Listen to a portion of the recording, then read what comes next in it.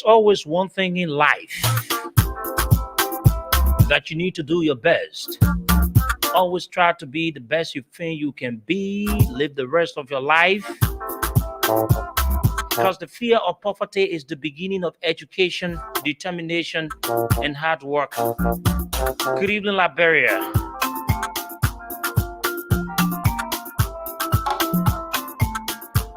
Never give up. Never give up on circumstances, conditions you've been faced with today. No matter the ones you trust, the ones you believe in, are the ones that do the things that you will never ever think about.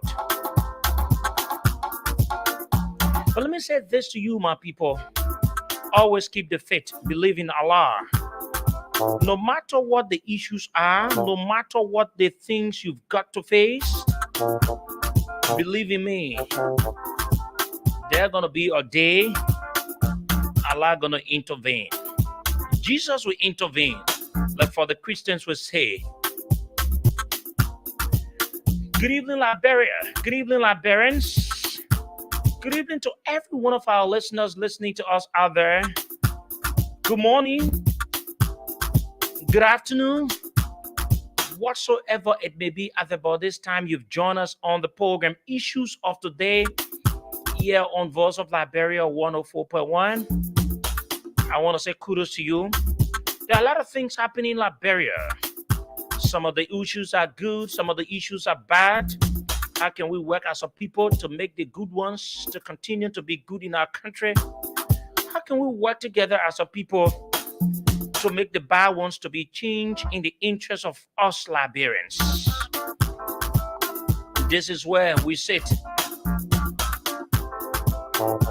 and provide you the opportunity so that your voices can be heard on critical national issues in the country. What our leaders are doing for us. Are they doing what they have to do in the interest of the people that elected them? Or are they not doing what they have to do in the interest of the people that elected them to various positions in the country? Believe in me, it is always good to be on the radio. Invite someone to listen. As a matter of fact, we're going to be here with you up to 9 o'clock tonight on the program Issues of Today on Voice of Liberia 104.1. We also live on our YouTube page, Voice of Liberia, and also live on our online television, Voice of Liberia TV. Online radio is www.voiceofliberiaonline.com. It's a great way to return back on the program. Too many things out for you tonight on the program. We're going to be having some chit-chat on some national issues in the country.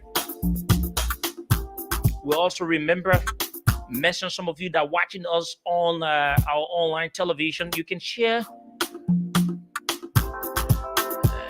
My President Weah was on today, able to address the COP, not the COP in Liberia. And I said COP because I want you to know it is the abbreviation, the COP 27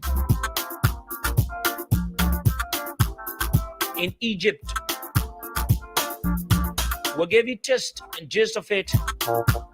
CDC has made a release pointing to some issues that they are doing all to mitigate, settle the problems within one of the political parties, that is the NPP.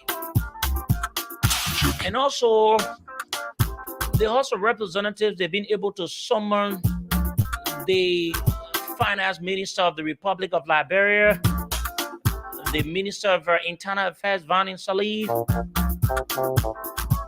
and the dismally performing Minister, Marwan Dix, of the Ministry of Commerce. Religious issue continues to become a problem in Liberia, deeping down to all of the issues. Everyday protests in some of the areas in Liberia. What our people are doing, the lawmakers, I don't know what the folks are doing, the lawmakers, what are they doing in terms of looking at this issue that has to do with everyday protest. Today in Grand Bassa County, there was a protest by enumerators of villages. They had a protest in Grand Bassa County today. We'll give you the excerpt of it so you can watch it. For those of you that have not been able to watch it, you will watch it, and also you will listen to what the protesters were saying in that process. And I was able on today to obtain the letter written by His Excellency President George Weah to the pro tempore of the Liberian Senate, requesting asking informing the pro tempore of the Liberian Senate and that august body about his trip to I think now I can confirm that the president asked to be out of the country to attend the opening of the World Cup. But let me tell you, our guest tonight on the program at 8 o'clock, we have with us as our phone-in guest, Senator of Nima County, Senator Prince Yomin Johnson will be our guest, and we'll join him via the telephone from his home this evening. That's going to be at 8 o'clock. And they're going to run us up to 9 o'clock, at which time we call it a day. But before that time, our guest on the program at 7 will be Honorable Anthony Daxworth Morgan. Honorable Anthony Daxworth Morgan is a representative aspirant in District Number 8, Monserrado County. He has come with a lot of, I love when people want to want to lead the people of this country. Yes, they will tell you what they can do. So he's going to join us to give us his platform, what he has for the people of District Number 10 in Monserrado County. Why should people vote him as the next representative? What sets him apart from the current representative or those of the other names that are vying for said position? He will be our guest, sitting in one of our hot seats. He will answer all of our questions here, and he will also explain to to citizens of District Number 10 and also to Liberians in and out of Liberia about his interest, his vision for District Number 10 in Monserrado County. Shortly, we'll go to our international correspondents to give you international updates, bringing you close to what's happening around the world on the program issues of today. Today, we'll go to Gambia. We'll talk to our Gambian correspondent. We'll go to Nigeria, where Naomi Kombenda will fill us in with what's happening in Nigeria. We'll also make a stop in Ghana to talk to Jonas Biarubi concerning some protest issue in Ghana. We'll also go to Lesotho, to talk to our correspondent in Lesotho to know what are the issues making news in some of the areas we just named. So stick and still, invite someone to listen. As a matter of fact, we've got a very jam-packed presentation for you. And at the end of the show, we'll let you know who are those going to be our guests on tomorrow. Who are those going to be our guests on tomorrow? So you can just be aware. From now to Thursday, we're going to have a jam-packed presentation. You don't want to miss it. And you always want to invite someone to also listen along with you, by the way. So just to chit-chat on some of the issues, folks, like I said, and on today, I saw most of the people, some people were on social media, and they were saying that the Minister of Finance was being arrested, because, yes, there was a writ of arrest. Let me say this. There was a writ of arrest for the Minister of Finance by the Supreme Court of the Republic of Liberia on grounds that he should go and give reason why he should not be held in contempt as to why he has not been able to pay the judicial branch of government their salaries, or determine as a means of undermining the judicial system of the country. I can say to you, the finance minister was never arrested. The finance minister worked by himself without any security uh, force, and he went to the Supreme Court on today. And let me say kudos to the finance minister on this. You know, at times we need to be respecters of the law. When we are respecters of the law, it makes the people that we govern to also know that there exists a law in the country. Where the finance minister to think that, okay, this just going to be business as usual, like you listen at times, the courts will invite some big hands in government. And at the end of the day, you just see it to be, you know, is always dramatic. But that didn't happen. Today he went there. Let me say kudos. What happened and how they handle it. Hope that he himself can play his part. And on the issue, Minister Twayupa, you get in someone business whole day. You've been someone also. Let me read you what the lower house have been able to say about the minister. This is what they said. It said, Honorable Dr. Belford Chambers, Speaker, Honorable House of Representatives, Capital Building, Monrovia, Liberia. Dear Chambers and distinguished colleagues, I'm pleased to exceptionally request this august body to invite the presence of the following authorities of government in order to provide detailed explanations surrounding the 4 million United States dollars that was appropriated within the 2021-2022 and 2022-2023 national budget, respectively. Mr. Speaker and distinguished colleagues, individuals concerned with this 4 million are Minister Samuel D. Toy Jr., Minister of Finance and Development Planning. Number 2, Minister Vanin A. Salif, Minister of Internal Affairs. Number 3, Minister Marwin Dix, Minister of Commerce, Trade and Development Planning. Accordingly, Honorable Presiding Officer and fellow colleagues, I want to further request that the Minister of Finance provides full account of the economic status of our country and the way forward as it relates to the many outcries from our citizens which boulders on the following issues. 1, which is A, civil servant salaries. B, to give full account on subsidies that has been provided to rice dealers because as it stands, the issue of rice, which is a staple food for the Liberian people, is still far distant to be settled. C, the vulnerability of hospitals which threatens the lives of citizens. Mr. Speaker and fellow colleagues, the communication comes as a result of unanimous calls from rural women who were promised by His Excellency Dr. George Manawia, President of the Republic of Liberia, during his nationwide tour.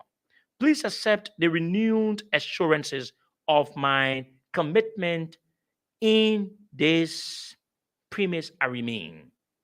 Sincerely, Honorable J. Marvin Cole, Representative, District 3, Bond County, Co-Chair, Rules, Order, and Administration. So they had to go there too as well. You know, if I'm a minister, you into news. Okay, news. Let me read you. Then before we go to the lines, I hope our producers are getting all set. Let me read you the press release from the Coalition for Democratic Change. It says CDC Governing Council announces steps taken to resolve NPP's leadership stalemate. The Monrovia, Liberia, November 8, 2022. In recent months, the Coalition for Democratic Change, CDC, has been tackling with disagreements surrounding the leadership within one of its constituent political parties, the National Patriotic Party, NPP for short.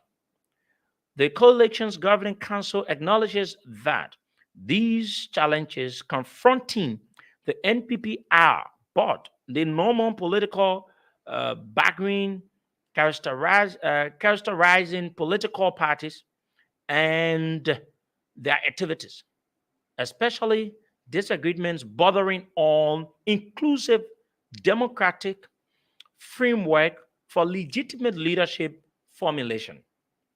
The Coalition for Democratic Change, being a coherent, peaceful, and united political structure, welcomes the cooperation of leaders and stalwarts of the NPP, which appears to have emerged stronger out of recent disharmonies,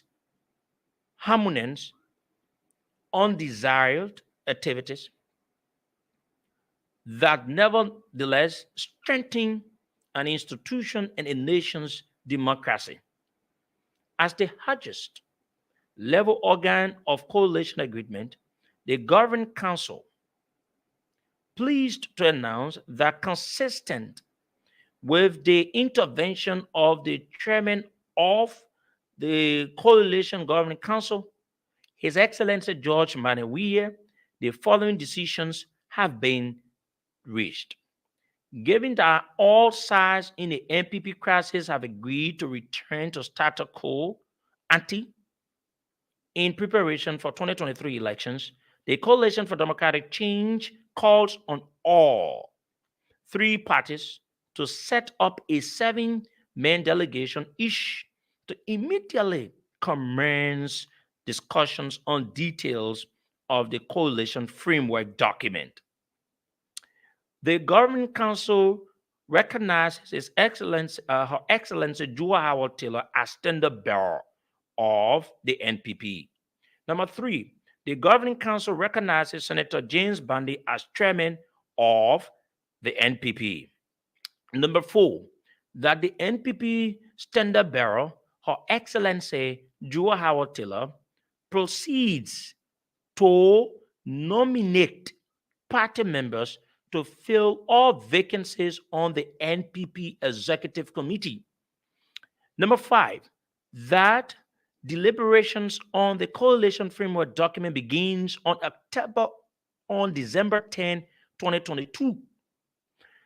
The CDC Governing Council encourages all members of the NPP to take due cognizance of these announced measures as deliberations continue and join other members of constituent parties to mobilize in a gigantic fashion for both the November 12, 2022 membership dues draft and the December 20, 2022 nation nomination day.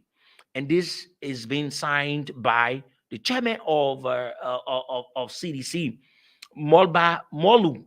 Okay, let's see how it plays out. Uh, let's go for this legit thing before we go to our international correspondence. Let's play you this legit video. People protesting in this is it, right? People protesting in Grand Bassa County. On today, the protesters, enumerators, they protested in Grand Bassa County. We continue to say this. Today, the Minister of Finance appeared on one of and that was being really on Voice of Liberia, and he had a good things to say about legislation. And I love the question they asked the Minister of Finance. And the Minister of Finance should be one of the persons responsible because he's the board chair for legislation. and he could sell a little bit to sugarcoat the issue, as if to say nothing is happening to Legis. Every day you listen to people, they will continue to protest, they will continue to express themselves because of the inept person that they've got to Legis, which is Wilmot Smith, a very corrupt and a criminal, by the way, criminal in his nature, that he cannot do anything without stealing. Let's play you the protest on today. So those of you watching, you can see then before we get ready to go to our international correspondents around the world. The weather is not actually permitting or sales cover.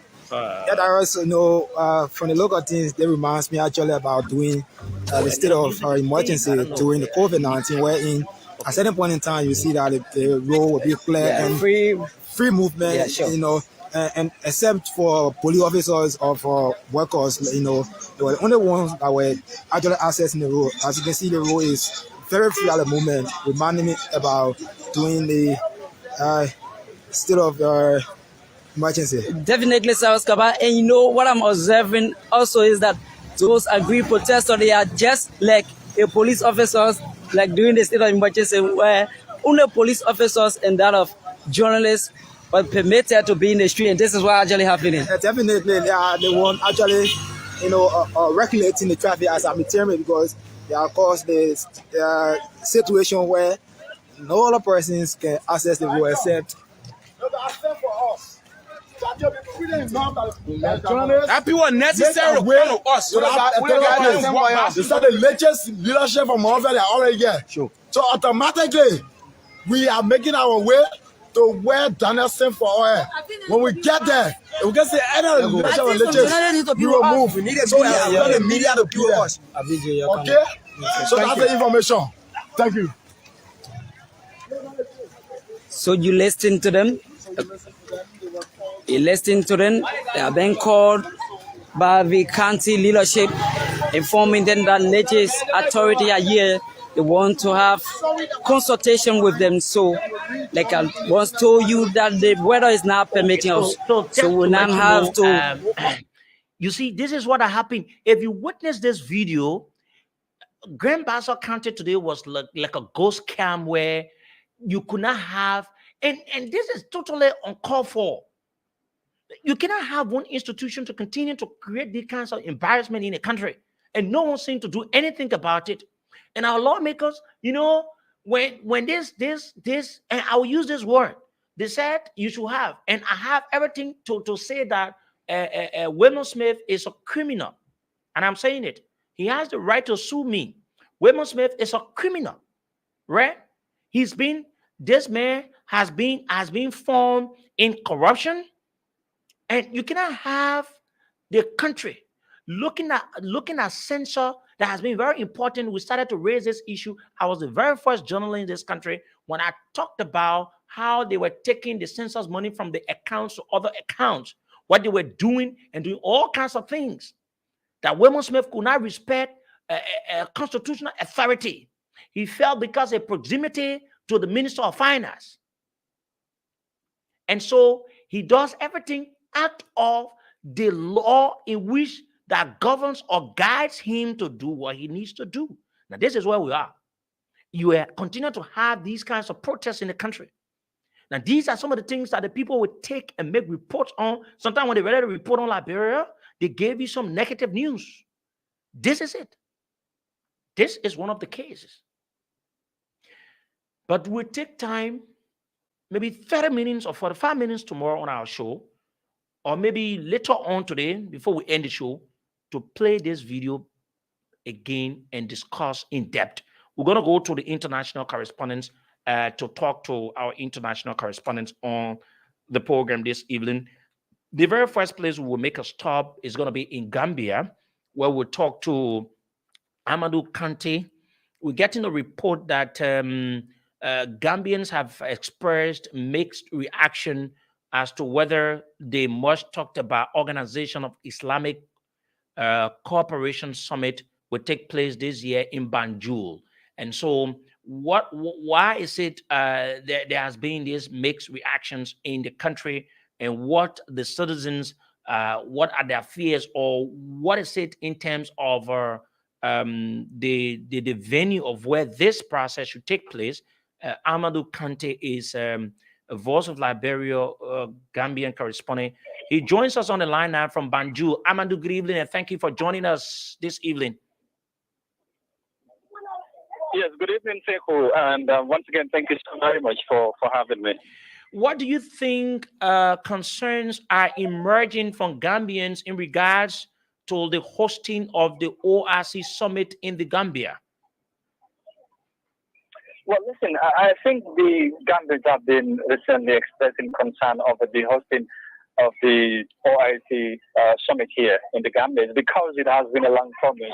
Because Gambia was expected to host this OIC summit since 2019, or in fact prior to that, because the whole process was started during the former regime of ex-President Yahya Jammeh, and when this new government, the Barra, took over, they continued the process and promising Gambians that 2019 the event or the summit was going to take place, and COVID came, and they started giving excuses. It's because of COVID, that's why the event could not take place, and then it was moved to 2022. And since then, there is a body responsible for lobbying, financing, and look, of course, also observing, or should I say, overseeing the works of the OIC. And they did always have been promising Gambians that the event or the summit is going to take place this year. And apparently, as the year is almost ending, much of the work is not done yet. And Gambians are saying, what is the problem? What are the issues? It seems, the summit is not happening this time around again. Considering the remaining works linked to the ORC in the country, did the authorities give any assurance that the summit would take place this year in the country? They have not given specific assurance to the Gambian people that the summit is going to take place in 2022 now. It was, until around mid of the year when the president went down to inspect some of the roads that have been constructed. And in some of the areas that he visited, he expressed his disappointment on the level of work that was going on. He said it was very, very frustrating that what he expected and what he found on the ground was completely different. And since then, the Gambians have been asking questions as well. What is happening? And the OIC secretariat, the body that has been responsible of the works, saying, okay, now what they're telling Gambians is that the right of hosting the summit is not taken away from the Gambia, because at some point there were rumors that the rights were given to Senegal, and they would have to come out and deny those claims. And this is now what they are saying again: these rights are still with the Gambia, but not, clearly telling Gambians that the summit is going to take place in 2022. There are still some doubts around all over. How significant is this summit to a country like the Gambia? It is very important because if Gambia hosts this magnificent event, it can bring a lot of development to some extent for the country. There are so a lot of development that have been linked to the OIC. Road construction of roads, and there's already a national conference center that has been built. That is the only one that is completed. The international 5-star hotel, or a state-of-the-art hotel is under construction right now, which is supposed to host some of the guests that are to attend the event. So it's a whole of a good thing for a country like the Gambia. So it definitely brings a lot of development and importance to a country like the Gambia.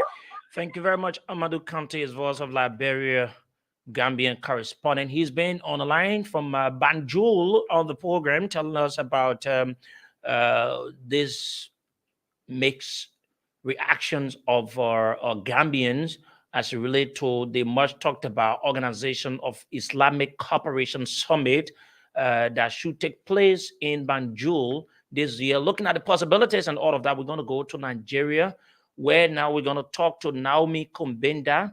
We're getting this information from Nigeria that a federal court in the country has convicted the chairman of the Economic and Financial Crimes Commission, Abdullah Rashid Bawar, for corruption or for contempt of court.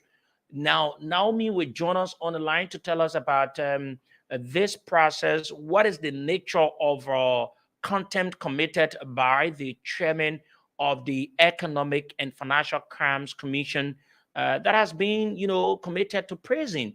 And what are some other issues linking to this process? Naomi will fill us in with that development, and we're going to get a broad picture of how it sit in terms of how did the decision come about? What are some of the indicators as to point to he committing such a crime, or this issue about contempt of court? Mind you, so we're going to make all efforts to go to to Naomi Kombinda from Nigeria. All of our producers are working beyond all time. Naomi joins us now from Nigeria. Naomi, good evening, and thank you for joining us from Nigeria this evening on the program. Good evening, Sekou. Thank you for having me. Now, this report coming from Nigeria that a federal court in the country has convicted the chairman of the Economic and Financial Crimes Commission for contempt of court. What is the nature of contempt committed by the chairman of the Economic and Financial Crimes Commission that has been, committed to prison? Okay, so the court ordered Director of the EFCC to return to an applicant his Range Rover and the sum of 40 million naira, which is equivalent to $90,000. The court gave the judgment following the EFCC's refusal to return the 40 million and also the Range Rover to a director of operations at the Nigerian Air Force, one Mr. Rufus Ojoa, who was charged of corruption, and his properties were confiscated by the commission. But after court proceedings, he was discharged and acquitted, and the court ordered that the EFCC should return his properties, which included 40 million naira and his Range Rover, but the EFCC vehemently refused. So it was gathered that the court had ordered the EFCC chairman to be remanded in prison facility until he purges himself of the content. The judge also gave a continuous order to the IG of police that he should make sure that the EFCC chairman is taken to prison. What is the reaction from the chairman of the Economic and Financial Crimes Commission?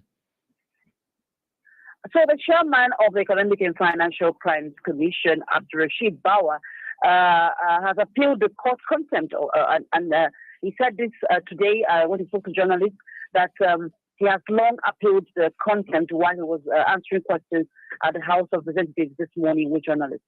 So we're still waiting for the appeal, according to the chairman.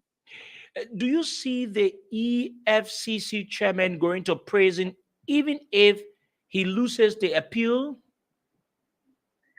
Oh, well, Sekou, you know the way things work in Nigeria. I doubt very much if he's going to go to prison, because his predecessor, Ibrahim Magu, who was also indicted by corruption and clearly indicted by the court, never went to prison. As a matter of fact, he was decorated not so long ago for corruption, so it seems. So in my opinion, some people in Nigeria seem to be above the law, and this man happens to be one of them. Thank you very much, Naomi Kombinda from Nigeria, on the program Issues of Today on Voice of Liberia. She's our Nigerian correspondent. We're going to go to Ghana now. This news coming from Ghana is not a good news, but we're going to join our Ghanaian correspondent, Jonas Biarobi, concerning what's happening in the country. This issue about the economy is getting worse by the day. So organizers of the Kume Pako Reloaded demonstration said they have started collecting signatures to petition Parliament for the impeachment of President Akufo-Addo and his Vice President Dr. Mohamed Bawumia resignations within the country. Jonas Biarobi is Voice of Liberia correspondent in Ghana. He joins us on the line now from Ghana. Jonas, good evening, and thank you for joining us on the program. Thank you for having me, Sekou, even though your network is a bit terrible. Okay, thank you for joining us as well on the program, Jonah. And this is just beyond our control. Nothing else we can do. Take us through who are these organizers and what exactly is their demand? Yes, All right. So I believe that you might struggle to mention the title of the demonstration because it is written in the Ghanaian language. It translates as "just kill me at once," and that is because they are so frustrated that and thinking that the government is already frustrating them. The government should just finish them at once, and that's the literal meaning of the Kumi Preko.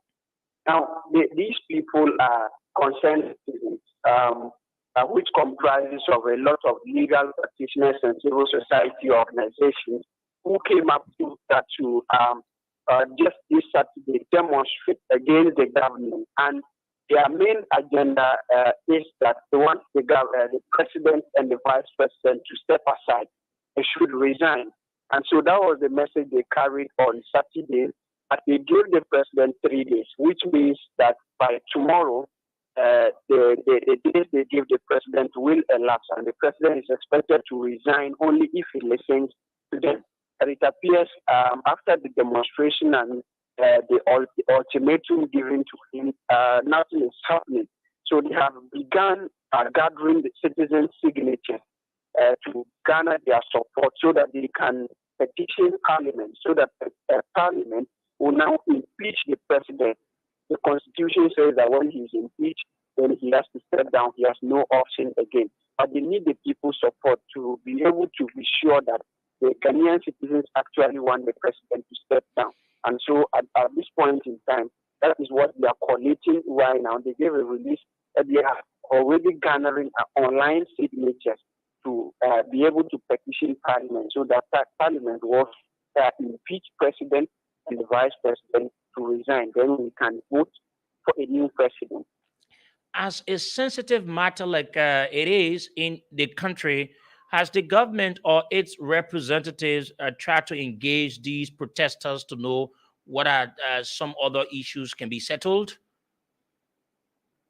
Well, Seku, on all matters relating to the economy, on all matters relating to Ghanaian citizens, it appears that the poster of the president it's not very appealing at all, because almost all concerns raised by people, the president happens to be like, he actually don't care. Yes, the people are just complaining, but there is nothing I can do, or these people don't know I'm working to do it. President, apart from the address given, has not responded. Well, on Saturday, the petition was submitted at the Jubilee House, that is the seat of the presidency. And till now, not even the rep of the president or the government, anybody in government has responded to the petition presented by these protesters. And so, which means that they really do not care and are not feeling the heat that these people are, the Ghanaian citizens are feeling. So it appears that all other means that citizens are demonstrating, the government don't really feel anything. But we're waiting to see at the end of the signatures, if they garnered and the petition Parliament, we're waiting to see if Parliament will be able to impeach the president to resign or not. But as it stands, by the close of this week, Parliament is expected to also vote because the minority has raised a vote of censure in Parliament so that they can remove the finance minister.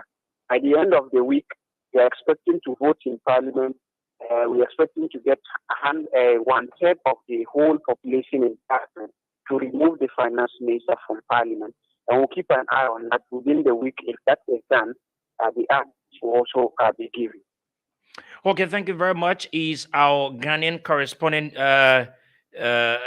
Jonas Biarubi joining us from Ghana on the program.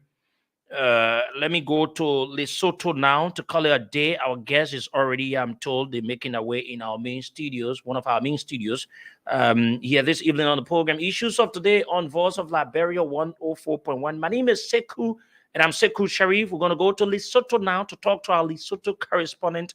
And for those of you who've been listening to us, our Lesotho correspondent has been a female, but there has been some changes. So we have a male now, you know, who's our correspondent. Yeah. Okay. So we have a male now who is our correspondent. And We're going to go to him to talk to him. There's this news coming from Lesotho that the embattled German energy company, Fraser Solar, alleged that it has been awarded an order to seize Lesotho's property in Brussels, Belgium. The company said in a recent press statement in the country. So we're going to join our Lesotho correspondent. He joins us now. Good evening, and thank you for joining us on the program this evening from Lesotho. Thank you very much for the welcome. Thank you very much. And it's good to have you. There's this report coming from Lesotho that the embattled German energy company, they've alleged that they've been awarded an order to seize Lesotho's property in Brussels, Belgium. The company said in a release. Now, tell us more about the deal between Lesotho and that of the company. Okay, thank you very much once again. Perhaps I should start by explaining that in September 2018, a German company called Fraser Solar of Germany signed an agreement with the government of Lesotho to develop a major solar and energy efficiency project with financing from the German government but through the development bank. However, the government of Lesotho wouldn't backstrike on the deal, saying that the person who signed on behalf of the government was not authorized to sign the deal. It was a minister called Timeki Sula, who is the minister in the Prime Minister's office. So they said that the deal was not legit because he did not have the authority to sign that deal. The deal was supposed to have been signed by the Minister of Finance or the Prime Minister on behalf of the government. So the government of Lesotho said, no, we cannot go ahead with the deal because this is not legit. So it has been quite a tough work because the German company was saying, okay, if you are saying you cannot continue with the deal, give us our 800 million to pay for the cost that we incurred in this deal. What has the government done to stop this deal? Okay. The government has done a lot of things to stop the deal because the Fraser Solar was saying we are going to take Lesotho's assets in different countries. Perhaps I can make an example in South Africa, Lesotho, UK, USA, and Mauritius, where the Lesotho government have assets. However, the Lesotho government has filed a lot of cases trying to stop this from happening. If I may point out some of it, has taken legal action to enforce the Solar Fraser has taken legal action to ensure that it is awarded its 800 million that say it is being owed. But the government of Lesotho under Prime Minister Mokgweetsi Majoro, who is now no longer the Prime Minister, has done a lot to ensure that deal does not happen at all. So it has been a lot of court cases, a lot of court cases. What is the new government's stand on the company deal since they took over? Okay. The new government which came into power on 28th of October this year is also against this deal. It is saying that we cannot support a deal that is going to cost Lesotho millions. If you can give me just, I want to take you through this. Here it is. The government, yesterday or a few days back, Fraser Solar came out with a new claim that it is taking Lesotho's assets in Belgium. However, the government of Lesotho, through the Prime Minister, mentioned that it is not going to allow that, and it is going to ensure that the deal does not go. That it is going to ensure that it does everything in its power to ensure that the Lesotho's assets in Belgium are not being taken. My apologies. Yeah. Okay, so now before we let you go, what are the latest developments coming from this entire thing as we speak on this issue? Okay. What we have heard now is that today the Today the court on Wednesday on Friday this week will preserve judgment in a case in which the government of Lesotho had filed another case. Like I mentioned, we have court cases in South Africa, we had cases in the UK, all fighting to ensure that Lesotho's assets are safe. Okay, thank you very much. He's our Lesotho correspondent. You listen to him there, joining us from Lesotho on the program. We call it a day this evening on the program Issues of Today, right here on Voice of Liberia 104.1. You're listening to us out of Liberia through our online radio on www.voiceofliberiaonline.com, and also our television, Voice of Liberia TV, and at signed frequency 104.1. I'd like to say thank you. Now we have with us our guest. That's all the time we've got to be on this issue about international correspondence, bringing to you what's happening around the world. What are the issues making news out of Liberia as well? You need to be informed about it. We have with us Honorable Anthony Dashwood Morgan. He's a representative aspirant within District Number 10. He feels that he can redeem the people of District Number 10, and the Liberians in that area should give him the opportunity. He's my guest this evening on the show. He joins us now to give us reasons why the people of District Number 10 should elect him. Mind you, we have months to elections. It is time politicians will come. They will say what they can say, and you need to listen to them.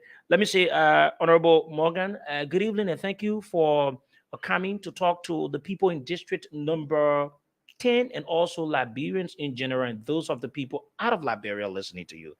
Good evening. Good evening. Thank you for having me. You sound so relaxed. I am relaxed. Okay. How you doing? You look very good. Like someone that is moving. I feel good. Anytime you have an opportunity to serve your people and your country, and you have a vision, it's something that you should be happy about, and I'm truly ecstatic about that. Okay, that's good. You want to let those of the people listening to you to know who are you, by the way. Give us your history, how originally you are from District Number 10, because these are some of the things that people will say, but he's not from District Number 10. He wants to contest in the district. Yeah, I am actually from District Number 10. I've lived in District Number 10 all my life. If anyone knows much about Conga Town, if you go there by the Winners Chapel, you know where the hospital next to it, that's the house I grew up in. I was in Conga Town when the U.S. military mission was where the ministerial complex is. So I'm not a newcomer to Conga Town. I love my district. In fact, that is one of my motivation, is that I was raised in Conga Town. I am also one of the people in Conga Town that historically we've always felt that Conga Town and District 10 should be the head. Okay. Yes. So I'm a true son of Conga Town. Okay, so you've lived most of your life in District Number 10, right? Number 10, that's correct. Okay, thank you very much. And, you know, when you vying for these kinds of positions, it is always good that we quiz you, so the people that you want to govern, the people that you want to represent, will understand that, okay, this is either the best person or this is not the best person. What do you have for the people of District Number 10 that you want to lead come 2023? What I believe I bring to the people of District Number 10, and I wouldn't say I tell people this: it is a we mentality. It's not about one person. Okay. So I am not going to come and tell anyone that I am going to do something for them. What we are doing with the empowerment movement, that's the movement that we started, is to talk to people about what is going to take to build District Number 10. We believe we have the mindset. We believe that our people need to be structured and organized, and that's what we are talking about. We're also talking about self-sufficiency. We're talking about putting your right foot forward. We're talking about taking part in your own development. That is all about you first. If you do not contribute to your own well-being, then no one else is going to do it. And so that's the message that we have for our people. And we need to have that message resonate, especially with our youth, that it is time for them to realize that it's all about them. They have to step their right foot forward and be able to do something. If we don't, no one else is going to do it. If you look at us historically, we've had leadership that would say, I will do this, I will do that, I will do the other. Well, you can look around our country and realize that I do not do it. If we just no way I is going to do it. I just doesn't do it. Okay. Well, what is your background of specialty? My background is in real estate. I've done real estate and development. I've worked with a lot of developers, and that's what makes me very excited about what I'm about to do or what we are going to do in District 10. And that is because we see things beyond other people, what other people see. I tell people it's about a vision, and what we're talking about is seeing beyond the natural. Most people don't realize that if you want to be, or if you are a true leader, you must have a vision for your people. And we see things in District 10 that we can develop and that we can change and turn our district into a viable one.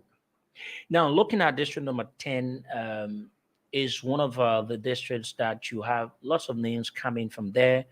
People like you wanting to contest in the district, convincing the people that you've got what it takes to make the changes in the lives of the people is a very big task. And one would think that, how do you intend to make the changes you want to see in the lives of the people of district number 10? Mind you, being a lawmaker, it doesn't mean that you can solve all the problems. You just have few, constitutional responsibilities.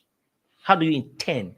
The word intend is what I want you to let the Liberian people know. How do you intend to make the citizens of district number 10 understand and feel your representation when you are elected? Well, and that's why I'm saying we. The way we intend to change District 10 is this. We must first, what we've done, we've sat down and we talked about what's the problem. The first thing we talked about is structure and organization. Okay. If you look at your district, you must create leadership. And leadership that must be inclusive of all people. We have District 10 where we have 33 communities. We have chair ladies and chairmen in those communities. So you can see that they already have the mindset of leadership. However, there is not a platform for that. So what we said is this: if we create a district headquarters where we can have different sector of the district being represented. Now, we are talking about education. We need an education department locally within our district. We need a healthcare department locally within our district. We need a department for maintenance, for infrastructure. We have department for finances. It's important that we put that in order for us to be able to move our people. So when we talk about how we're going to move our district, it's about including all of us.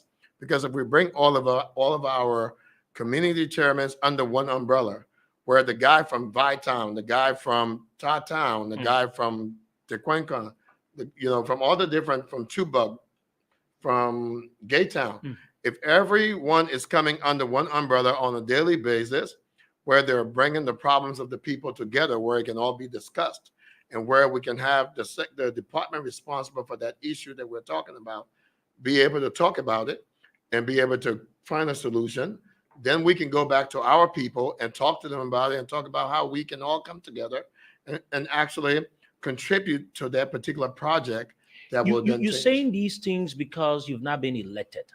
Now, this is one of the problems about you politicians. You come and make these kinds of good statements. When you've been able to be elected, will you be going back to the people, doing what you're saying, having these kinds of engagements? Oh, you just said something that I am not one of. You said a politician. I'm not a politician. Let me explain something to you. But you're into politics. Let me explain something to you. Okay, go ahead. Politics comes after activism. What we're doing is activism. Okay. And what that is, we go to our people, we find out what they're lacking. We talk to them, we get them engaged. We talk about how we can find a solution to those problems, and we try to solve those problems ourselves. Now, where politics comes in as a representative is when your people has then put their right foot forward and, for example, have a project, and that project now is being done, and then we need subsidy from the government. That's where I will come in, and I will go to my good old colleagues in the House of Representatives and try to write a bill and try to lobby for the government to come in and give us a subsidy to help us. What we are trying to tell our people is this: let's do for ourselves first. That's the process. How do you think, looking at the living condition of the Liberian people, how do you think the citizens in District Number 10, they themselves will get involved financially? No, I can give you that. It's real simple, and we've gone around, we've talked to people. What's the possibility? Yes, I'm about to tell you that. Okay. I've personally walked the 33 communities in District 10. I've spoken to the people in District 10. Okay. And I've given them this example. I'm going to give you this today. Let's say we already have a setup where then we have our education department. And we know for sure that in Liberia today, that we have a lack of education. It's a serious problem. It's a serious problem. That problem is coming from the fact that you don't have parents that have jobs. You don't have, a lot of places don't have decent schools. And so you're having these problems now. If we brought in the experts to talk to our education department, and they said to us, we can build you one of the best high schools ever in this country that's going to match up with any 21st century high school. However, the experts tell us through data and every information, the engineering experiences, tell us that, look, this is what's going to happen. It's going to cost you $2 million to build, right? Sounds crazy. $2 million to build a high school in District 10, right? How do you expect the people in the district? How do you expect the people in District 10? Well, what we've come to realize is District 10 is the most populated district in Montserrat County, right? So which means we have the numbers in terms of human equity. We do have the numbers, right? So you want the people to put together their own money? Let me say this to you. Yeah. And that is something that I tell people, and you're trying to say, let me just go ahead and explain this. We must create a mindset in this place where we must encourage our people to do exactly the same thing we encourage them to do when we open nightclubs and bars and little strip clubs around town, and people can spend their 10 and 20 and 30 bucks on the day. Why can't we encourage them to spend $5 a month on their own well-being? That's what we're saying. Now, let me give you an example. District 10, as we know it today, has more than 100,000 people because Peace Island alone has over 50,000 people. So think about this. If we went to our people and our experts went to each community and we had the slideshows and we're showing them everything the experts tell them, and I got up and said to them, well, for us to do this, we need to contribute to our own well-being. And from what our number says, can everyone donate $5 so your child can have an education moving forward, that you don't have to wake up as a parent each day wondering how your child is going to go to school. And this is also going to provide jobs for people in the sector that's going to build these schools, okay? Let me tell you this.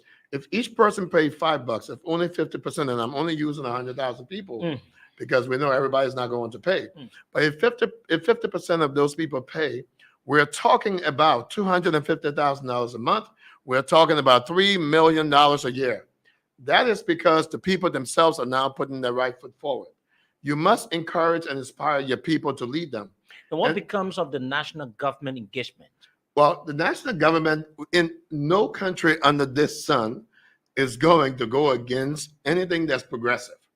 So I'm not concerned about that at all. The reason why I'm asking is because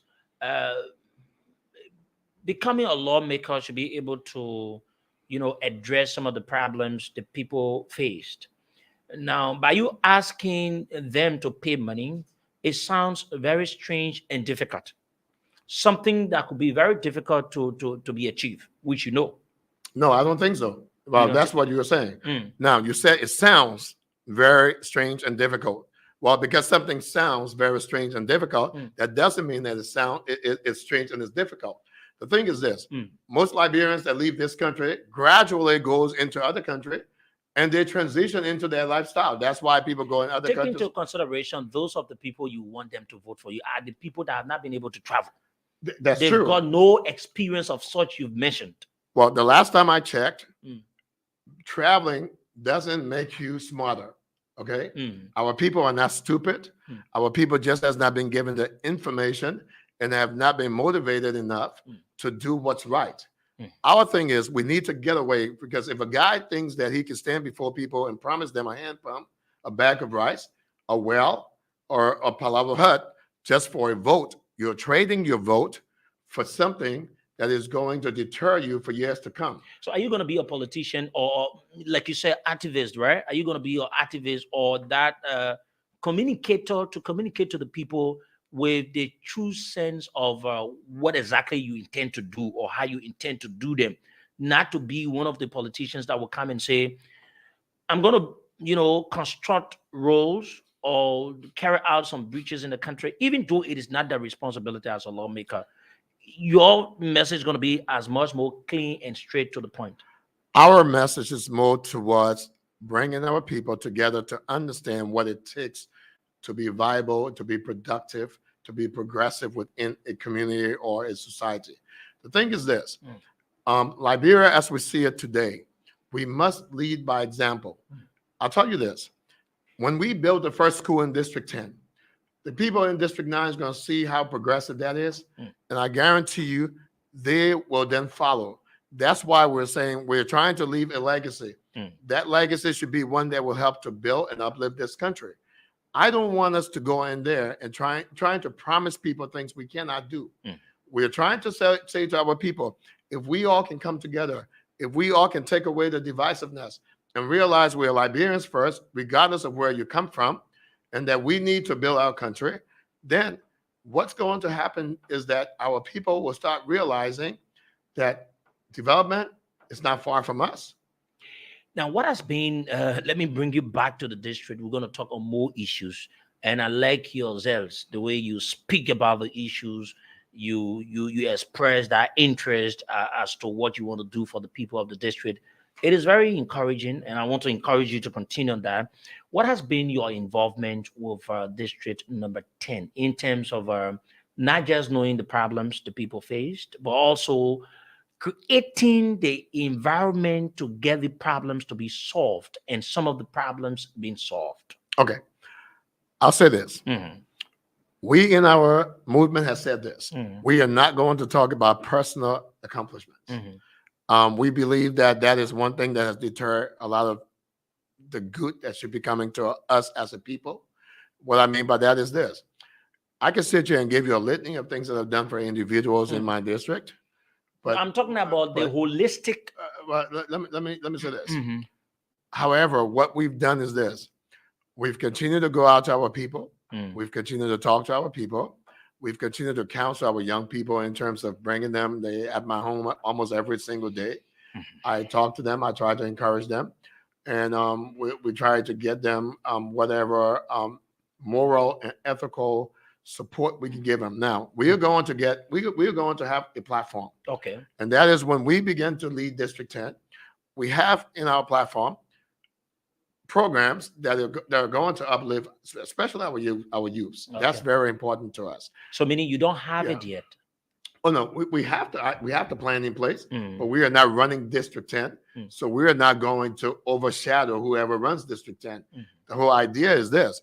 That's why you have the constitutional process, and so if one is given a mandate or a group of people are given a mandate, it's up to them to do it within the term. You don't think even in your current capacity you can still make the change you want to see, or maybe provide the opportunity or the environment where the citizens can benefit greatly? I can do that on an individual level, but that doesn't affect the district like we wanted to do, and that's what we're doing. Okay. On an individual level, yes, I can name people that I'm helping, but it doesn't affect my district the way we want to see it. Now, let me tell you this. What we want to do in District 10, we want that to be a vision that will be realized by all in our country and that people can emulate. So I'm not worrying about what I do. If I give 10 people a scholarship, or if I give somebody $500 to go buy food to eat, that doesn't do anything for anyone in the district as a personal accomplishment. I'm not looking for that. So what we're saying is prepare ourselves now, go ahead and sell our platform, let people hear what we stand for, and then give them an opportunity to go to the polls and use that information to make the right decision. This is the time for that. Now, the time for us to actually implement is going to come after we go to the polls. So I don't believe, and I think that's a problem we have in this country as well. In our country, a lot of people talk to people who are trying to run for office and ask you, "Oh, so what have you done for the people lately?" Well, when you look at developed countries, people vote on platforms. They don't ask people who run for offices, "What have you done for us lately?" But That's this is not Liberia. well, you see, that's the problem. You cannot say this is Liberia because the idea of this is Liberia and try to make us, we exclude us from what reality is what's breaking us. Okay. We need to realize that there is a certain way you must do things if you want to see progression, and we must keep people attention on that. And that is this: we must educate our people as to what the problems are and why it matters for us to change it, and not worry about what an individual is going to get. Have you taken time, or maybe your team, to understand the problems the people of District Number 10 faced? Oh yeah, that's what I said earlier. We've been in every community. Been in the communities. We are talking to them. We're not just walking. What are some of the problems? I will tell you one of the major problems we hear, and I hear that not just out there at my home every day. People come to me every day, is that we don't have our young people in school. Okay. Education, I realize, is the number one problem we're facing: lack of education. Okay. So that's why we have made that a priority for us. We believe that will be the first thing we're going to tackle. As soon as we structure our district where we're going to have the right departments to handle certain things, we want to make sure that education would be the first thing that we tackle on every level. Okay. So part of the many issues you notice in the district, the major one you think is the young people are not in school. The empowerment for young people is one of the major problems in District Number 10. That's correct. We believe that if we tackle that, we will be creating a future for our country, for our district, and not just our district, but our country. Let me give you this. We have young men specifically in our district and all over our country, but let's speak about our district, that we call Zogos. These young men are not Zogos. These young men were giving a label because someone out there has decided that they will not take on the responsibility to help motivate these young men and create a platform for them to be what God has given them, and that is their God-given gift. Everyone that's born under this sun has a gift, has a talent, and has a purpose. But there are others who are giving the responsibility to create an opportunity for those people, and those people are called leaders. Now, if you have leaders who are now agreeing that these young people are Zogos, we're saying no in District 10, because when we look at these young men, what we see is we see lawyers, we see doctors, we see engineers, we see scientists, we see surgeons, we see lawmakers, we see presidents. And for us, that motivates us, because we're saying if we can only create an opportunity for these young people, if we can go out there and get the help that's necessary for these young people to showcase their talents. How we know it is this: I speak to them a lot of the times. I spoke to a young man, 21-year-old, that's not in school. He's considered a Zogo out in the streets. And that young man was so articulate. He was so smart in his answers to me. I was like, wow, can you imagine if we give this young man an opportunity? So the thing is this: to me, our future, our strength relies right within our young people. We must do something about it. We must sacrifice something. And that's what this movement is about. We want people to understand that most of us are going 20 years from now, you and I, we'll be relaxing somewhere. Okay. But then we want to secure something where our young people, we can lay back and say, you know what? I remember George, George, we can recommend George. We can make him, our defense minister, because we know what we've put in George. So we want to be able to do that. That's what we want. We want our young people to have an opportunity. I spoke to a young girl today. I was in Peace Island, and I spoke to a young girl who said to me that she had just graduated from high school. And I asked her, so what is your plan? She said, I want to go to college, but I don't know how I'm going to go to college. Okay? That is something that, for me, doesn't sound right. We need to find a way for these young people to know that when they get out of high school, or when they want to go to high school, the opportunity is there. And it's incumbent upon us, leaders, to make sure that that is happening. Can a lawmaker make that to happen, or is a collective effort of all lawmakers, in extension the executives, by the way? The lawmaker can contribute to that, but I tell people this, and that's why I keep saying, we must stop thinking that it's about just the lawmakers, the people themselves. These people, the people we have, our citizens, we must get to them first, and we must have them buy into something. They must understand something. They must contribute to something. That's what we're saying. Don't tell them, oh, your lawmakers is not doing this for me. Your lawmakers not doing that for you. What we're saying is this. I would rather say to you, well, we need a bus. How can we get a bus? How can we all put together to get a bus? Now, if we need $10 more, then we can turn to the next step and try to get the $10 more. But the first thing is we must tell people that it's about us first. We must contribute to our own well-being, to our own viability. Before I take you to the workings of the legislature, I want to ask you this question. Do you have a 100-day deliverable where in 100 days you want to achieve this, you want to achieve that, and you want to achieve this, and how you want to achieve them? Do you have it? Yeah, we do. In fact, I said to you, the first thing we want to do is to organize ourselves. In 100 days, yes, number one, you want to organize yourself. In 100 days, we want to organize ourselves. We believe it's a hard reconciliation, thing to do. In short. Well, within District 10, I don't see the kind of divisiveness that I see around the country. I noticed that people in District 10 are talking about District 10.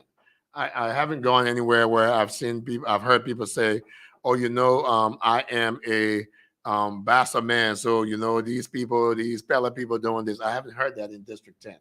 All I've heard is that we want a better district. We want proper leadership. We have been let down so many times. We have tried the best we can. We have given people an opportunity, but they've let us down. So I know that the one idea I know that is constant with all of them is that we need some group of people that can lead in this district. So I don't think we're going to worry about reconciliation. I think what we need to do is actually create the structure for people to do what they believe they can do.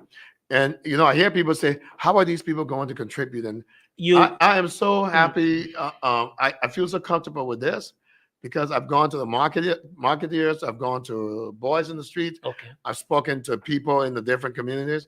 And I have yet to have one person say to me, we don't think we can do it. Everybody has said we'd rather contribute ourselves than to wait on people because individuals have lied to us. That's what. So that means you want to bring a new change in the electoral process, or maybe political process of District number 10, meaning where the citizens themselves will feel a part. They will be willing to contribute to the process. Yeah, what we're doing is we are trying to let them know that the way we've been doing it in the past is wrong, completely wrong. And we need to emulate the people that's done it best. And if you look at democracies around the world, that's how they do it. That's how they all manage to be very viable. So what we're saying is, look, participate, but participate based on information, on vision, on projects, on development, things that when you make that decision, you see, when you go to the polls and you make that decision, you're making this decision, you were saying, this decision I'm making is going to make my life better for the next 6 years. So we want you to have the information that says, look, if I follow this, if we build this, if we build that, if we change this, if we change that, which means 6 years from now, I don't expect my kids to be without schools. But if you're going to vote for someone because they just handed you $5 or a bag of rice, guess what? You've just traded. So when they get in there, they don't feel they owe you anything. And to me, that's what encourages corruption. Because when someone's spending their personal cash all over the place, and they're talking about cash balance, which is an insult to our people, you tell them that I'm going to use money to get your vote. Like, you are not smart enough for me to articulate to you what it's going to take to make your life better and what I have to offer in terms of leadership. Then guess what? You are now saying you all are stupid. That's what it is. Anytime someone says, oh, we're going to use cash balance, I shake my head because it sounds very foolish. If you're a leader, tell them what you can do. give them an idea of what's going to happen. Okay, let me take you to the office in which you're going to be asking the citizenry of district number 10, to vote you into and how it works. Have you understand and knowing fully well the workings of the legislature, particularly the House of Representatives? When you say the workings, it sounds very. It sounds. Now let me say this. Let me say this. Mm-hmm. Let me say this to you, okay? I was speaking to another journalist who asked me that question, and this is what I said to them, to him. I said to him, we have come to a place in our country where we take 3 words. You know what I mean by that. We take 3 words, and then we said, that's it. If you can master those 3 words, you have just become the top lawmaker. Well, this is what I said. My responsibility, okay, I'll make it very basic. When I become your representative for District 10, my responsibility is to work for our people, and this is how we will do it. It is for us to go to our people, talk to our people, find out what their problem is. Just hold up. I'm coming. I'm going to get back to that. Yes. I'm saying that. And when we do that, okay, what you see what that's giving us, right? When we do that, right?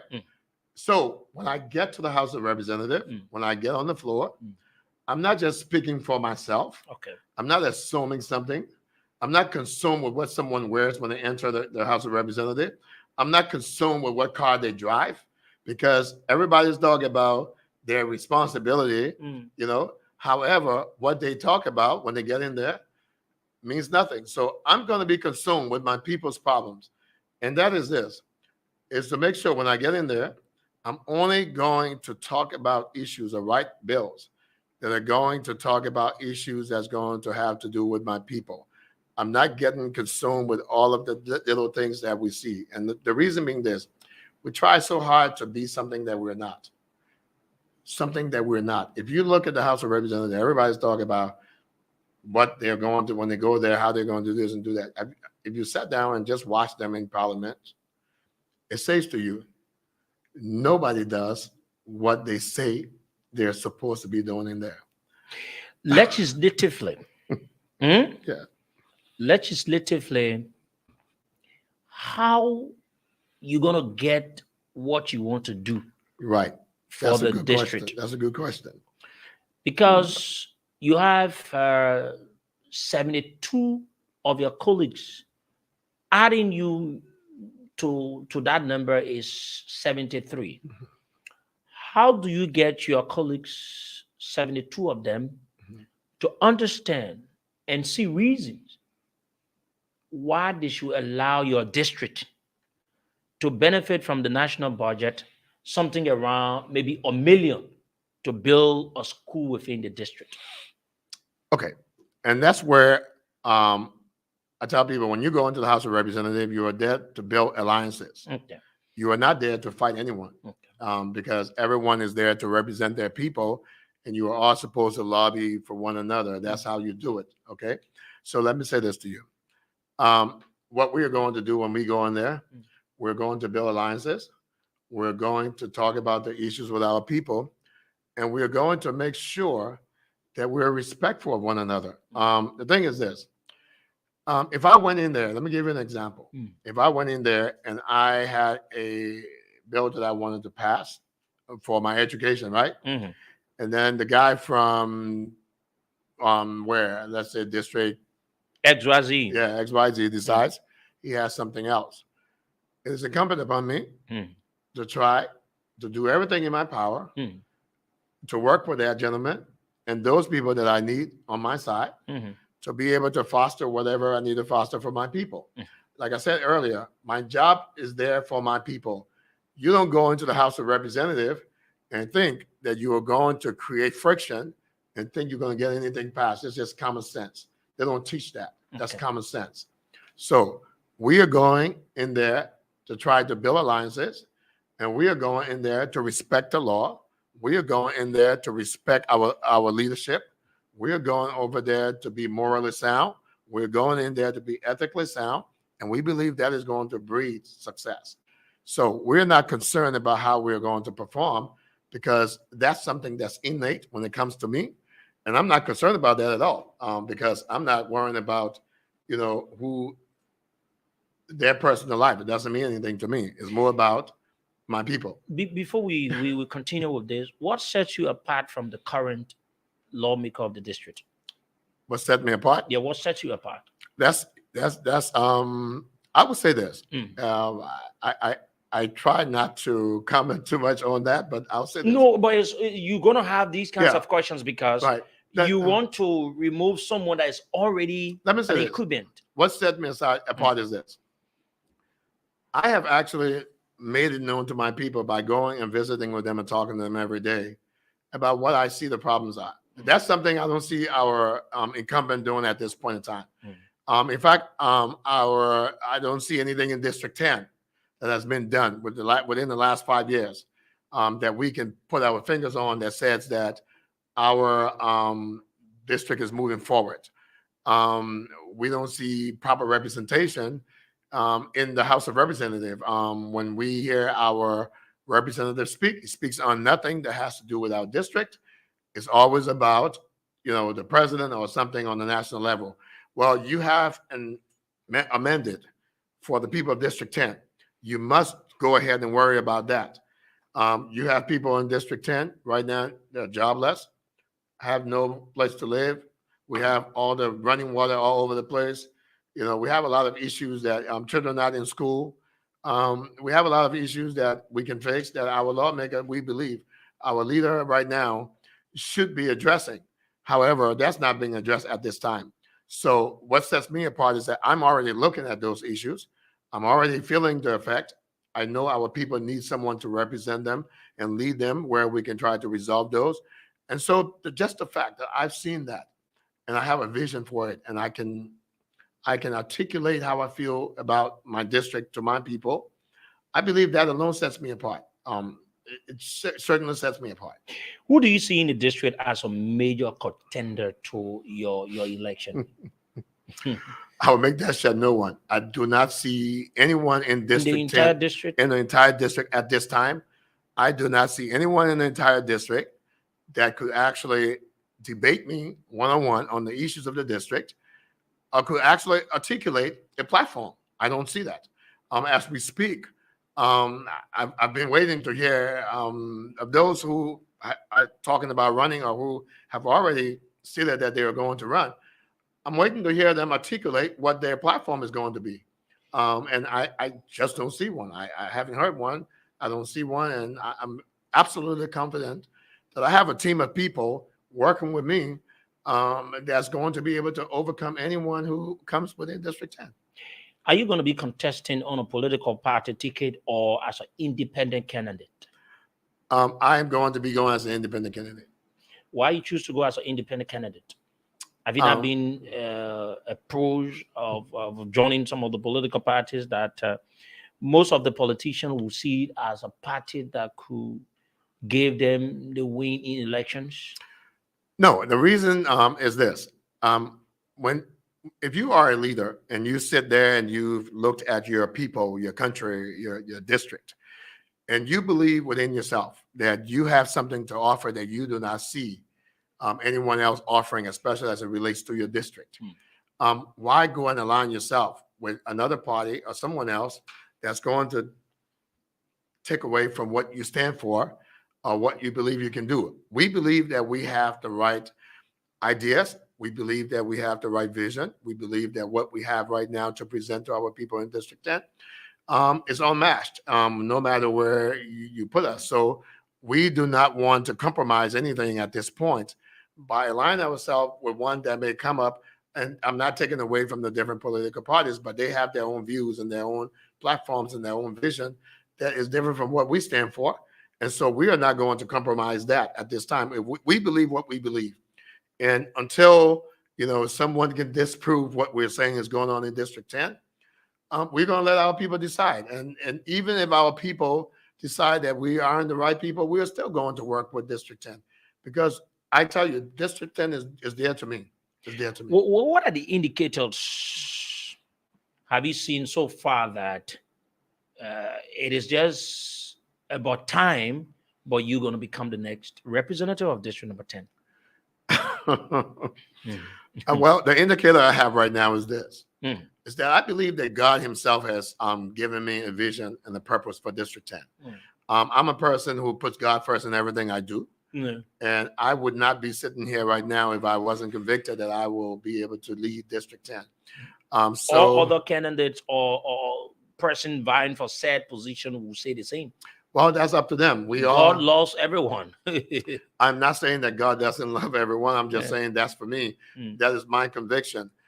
So I am not going to try to step away or try to minimize what I believe at this point in time. I will do everything. We as a party, not a party, but as a movement, will do everything we can to work with our people in District 10. And we believe that if there's others out there who believe they can do better, we encourage you to do so. I've always told my people this: even if we do not get to the mountaintop, and we believe we will get to the mountaintop, but even if we don't, we want people to be able to take what we do and build on it, because it is all about development. We don't care how it comes. I don't care if someone be the first to build a school when they see me building it. If they see us building a school and they say, well, we can build a better one, I'll clap for you. Bravo. It says that I've made you do something by my actions. So this is not a selfish mentality we're coming with. We're coming with one that will encourage our people, irrespective of where they come from, and to let them know that this is all about all of us. So it's not personal with anyone. We're just saying people of our district need to wake up, and we need to work together so we can change our district. It is not going to take one person. It is not something that we're saying I'm better than you or you're better than me. I started listening to you, Kinley. You said a lot of good things about the young people, but I didn't hear you say anything about the market women in your district. What do you intend to do for them? And, some other, like disabled folks, what are the programs out for them? Okay, well, the market women, let me start with the market women. I've spoken with them, with some of them, not all of them, but we've gone to sectors or segments of the market and we've spoken with them. We still have some work to do out there. However, I'll explain something. If you go into Oro right now, if you go into Jobai Market, by the way, Jobai Market was actually built by my aunt that raised me from 1 year, 2 year old. Okay. Yes, originally. And when people talk about Jobai Market, I laugh because they don't know who actually built it. Okay. And so it's there to me because I know what she meant for that place. And I told them, we are not going to have people outside of the market like we have when we take over District 10. Okay. Listen, you don't continue to build this way when you have that space you have. You can go this way. You can go vertical. Okay. Okay. So we are planning on changing that market. That market has to go up. Okay. It has to have different sections. Our food, our sanitation for the market has to change because you are feeding an entire district. And we have to pay attention to that. Some of the problems we have, we don't think about it, but just the food we eat, the way we sanitize it, the way it's kept matters. And we have to look into that. And that will give our people more incentives when it comes to coming into the markets and actually working there and going there to just buy and shop. You go into developed nations, you have better market systems. We can do that in District 10. We do not have to have the people out in the streets where you have cars that can run into them. They're endangering their lives because they're trying to make a living. We can turn that area into the proper area that it should be. And that's something that we have already talked about. And we know it can be done because when it comes to that, I can tell them exactly how we can do it. And that's something that we are going to look into. Okay, so what about the disabled folks in your district? Disabled folks. Now, that's something that is also very scary when you think about it. Every time you drive around, especially at night, you see all of a sudden someone pops in front of you on crutches and stuff like that. You get home, you meet them at your gate, needing some kind of assistance. Well, that's something that we are talking to women in our movement. And from what I'm hearing, we haven't concluded on that. but we're looking into building facilities to house some of these people and give them vocational training. People need to understand this. Because you are disabled, that doesn't mean that you cannot be a productive citizen. It means that your training is different. That's all it says. We train you differently.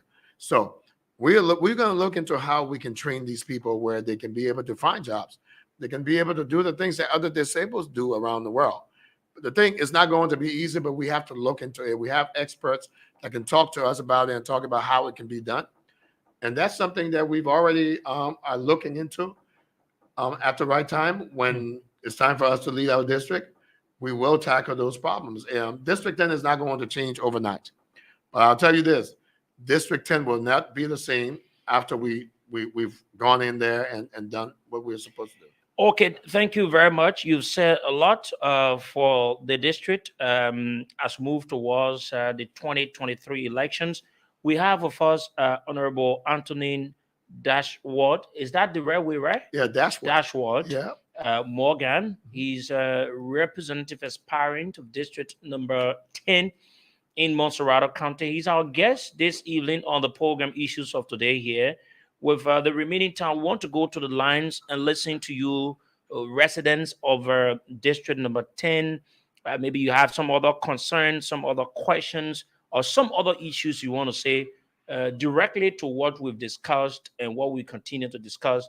We will not allow you to, attacking our guests. Please, let's discuss the issues. We can disagree to agree, So call us on 0770 907 907 0770 907 907 0880 907 907 0880 907 907 are the two numbers to join us on the program this evening. You can call and ask some of your questions, and then you can raise some of your issues as it relate to what we've discussed. Which one of the lines we go to? This? Okay. This person. Hello. Hello. Good evening. Good evening, Sekou. Let me say good evening to your guests in studio. My name is Toga Melvin Stephens. I'm a resident of District 10. And I'm a national youth chairman of the Unity Party. Okay. So I listened to your guest, and he was very articulate. But there are a few things that it seems as if he don't understand the workings of the governance processes of Nigeria. I listened to him talking about raising resources for residents of his district to ensure that he built house school. I listened to him talking about having a health department in District number 10, education department in District number 10. And our governance process is far different from what he's talking about. I would love to hear him saying, trying to raise resources through the national budget, because that's how it works. It will pretty much not be the work of the legislature to solicit resources or revenue for residents of the district, but you can do that through the national budget. So it shows that you don't have much understanding of the workings of our government. And Conclude so I can take another person. Okay, you left. No, you respond. Don't worry. That's the reason why I gave you the stuff to you respond to them. This person, hello. Yeah, good evening. How are you? Go ahead, sir. Yeah, this is Mohammed Gitawa. I'm calling from Crown and District 14, one of the people defenders. Thank you very much. I want to commend your guests because District 10 and made protocol accidents the past time. And they may explain it true to the people here. They always represent that district. Whenever he comes to studio or even go on the microphone to explain the people play in that district, he never do it. He never put in the cause of the people. He get there insulting President Mother or whatever thing that he's saying on the microphone that he not call for. So as usual, if they may not be insulting because people are in that district, they are pressuring to do the work for the government. Thank you. Another person. To do your work. Thank you. This person. Hello. Hello. Yeah. Good evening. Yes, sir. Good evening. Yeah, I'm Joseph Vanimola John. District Manaba Ali. Thanks, but go ahead. yeah, first, I want to say thank you. I would like to say the number. I want to well you this is my friend. You just if you go to this is my friend. Data, Q, everybody living or having. For me, I'm living in the farming. So I want to work with you. Thank you. Yeah, right. Okay. Hello. Good evening, Seku. Good evening, sir. Yeah, let me say good evening to your studio guest. Well, I'm Emmanuel M. Topa Jr. and I call you from a resident in the community this evening. Seku, let me appreciate your studio guest for his brilliant analysis. And as a matter of fact, your studio guest has been very moderate. And I think I got more for him as to the plight of the people of District 10 as compared to the negative approaches of his current lawmaker. I believe the people of District 10, have been in a political suicidal condition for an election of Onoyeka Solba who do not advocate anything but to call on state radio and to host on TikTok to be insulting President Mother and all national leaders, which are not called for. I believe the people of District 10 should elect this honorary man if the need be, because he's Thank you very much. Let me take this person. Hello. Yeah, hello, Seku. Good evening. I'm Eric Branel. I'm calling from District 10, but I get my mother and my people in District 10 in Tuba. Let's hear you. I want to say kudos to the honorable incoming lawmaker. But my question to him, what is the working relationship between him and the current lawmaker? He and the current lawmaker? Yeah, he and the current lawmaker. Why is the working relationship? Okay. Why is the relationship? Thank you. I'm going to take this person as the last call, then we'll go back to our guests. We can take all the calls. I beg you guys. Hello. Hello. Yes. Hello, Good evening. Good evening. Yes, sir. Okay. My name is Abdullah Gaddafi. I call from Oro this evening. In District 10, I'm calling from Gator, Farande. I listened to the guy in studio. I believe that he's a sound mannered person. He speaks very well. But I wish I knew him earlier. I could have joined his team, but to be honestly speaking, I support Josephine Davis. Thank you, my man. We'll not say who you support. Okay, let me go back to our guests. So we're not taking calls again. Just hold your calls because we don't have time in our favor. Sir, you listening to the callers? Yeah, and Mr. Tukba, the National Youth Chairman of what he said, UP, right? Mm-hmm. Yes, and that was the one I mean, because everything else was, we understood everybody else and felt good about what I said, except the house guy. But anyway, you don't have everyone accepting what you said. No, I was just laughing because of something. All right, and he said, I didn't understand the workings of the national government or the legislature, and that's why I'm talking about how we can come together and put our right foot forward. Mr. Tupa, when you speak with someone and they're telling you excerpts about what they can do and how they can lead, until you sit with them and you get the details as to how it can be done, then you can try to criticize. This is something that can be done easily in our country. This is why we sit in our country and our country is behind today, is because everyone sits there and think the government is responsible for their livelihoods, and that's how they live. If that was true, everybody will be where they want to be today. Obviously, it's because we are not contributing. There are ways that we can do this that is completely lawful. So I'm not going to go any further with that, but I will say to you, go and do some more research on how this can be done, because this is definitely possible. We are not just speaking through thin air. And I will say to our people of District 10, let's get ready to work. Let's not sit here and let anyone deter us from contributing to our own livelihood. Okay, thank you very much. Do you have anything to say to the people of District 10 that we didn't ask you about as we call it a day? Well, what I would like to say to the people of District 10 is this, is that we have work to do. Our district is in a very bad place at this time. We are lacking so many things in our district. I don't want us to be deterred. I want us to realize that the time has come for us to stand up and to say that we as a people can work together, and that because we can work together, we can see a better tomorrow for not just us, but for other districts, because we can become the future when it comes to districts in this country. I believe that if the people of District 10 put on the armor of success and we all come together, and not only come together as a people, but putting God first, I believe that we will be able to sustain ourselves. And to all of those who haven't yet understood what we stand for, I want to say, come by our headquarters, which is behind Lone Star, Cuttington. We are back there by LERC, and we will talk to you more about our platform. And I guarantee you that the more you work with us, you will realize that we mean well for this district, and that this district will never be the same when we take it over. We thank you, and God bless. Thank you very much for coming, and our doors are open to you. Thank you. Thank you very much. You're listening to all what he said, what he wants to do for the people of District Number 10. Honorable Anthony Daxworth Morgan has been my guest, and then we're taking a break.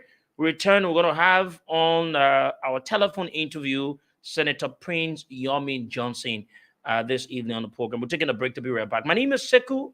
We're going to be back. Excellency, Mr. George Mani Wee, President of Liberia. Your Excellency, you have the floor.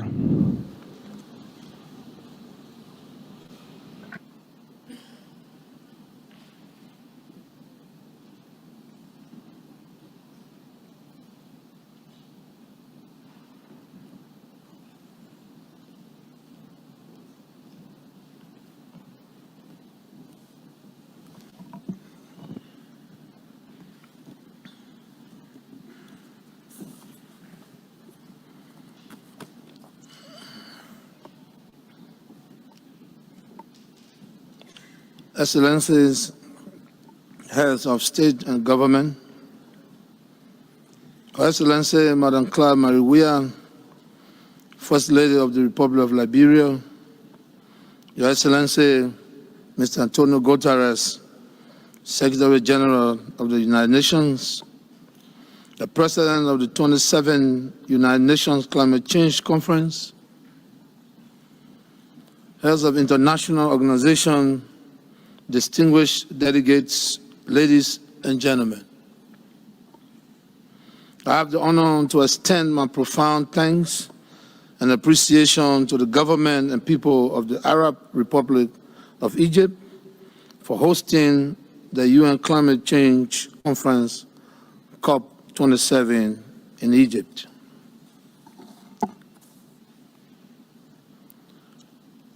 When we attended COP26 1 year ago in Glasgow, Scotland, our world was just beginning to emerge from the negative impact of the COVID-19 pandemic. And there was a sense of recovery and a renewal of hope that we could once again act together in concert to refocus our collective efforts on mitigating the devastating effects of global climate change. We acknowledge our shortcomings in terms of inequity and admitted our shortfalls in meeting our target for reducing our carbon emissions and footprints. We also reconfirm our commitment to contribute higher levels of financing to support our efforts and review and re-evaluate our chances of limiting the rise in global warming to meet our temperature targets of 1.5 degrees centigrade by 2030. Now, 1 year later, as we meet in Sharm el-Sheikh today, we are observing, waiting and hopeful that our promises made in Glasgow will be kept and pledges fulfilled.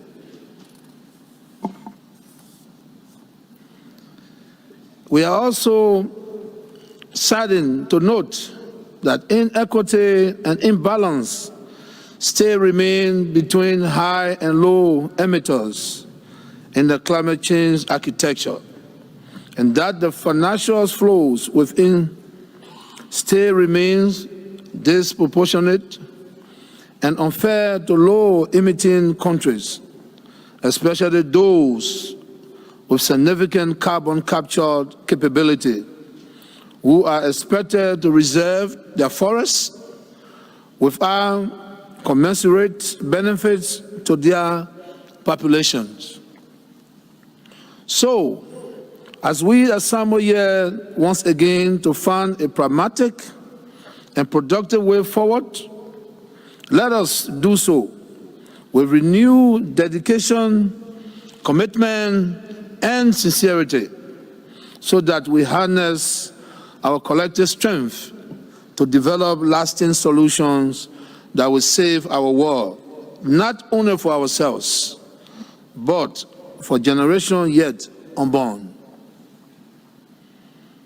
Let us stand by the decisions and commitment we make at this COP27 conference here in Egypt to avert a global catastrophe. Ladies and gentlemen, together we can implement and make our one world a better place. I thank you.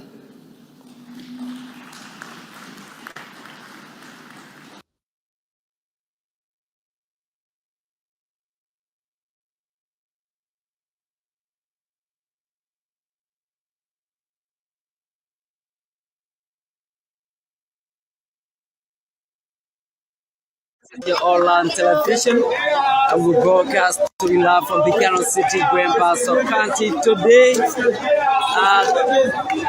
agreed enumerators of leeches today again.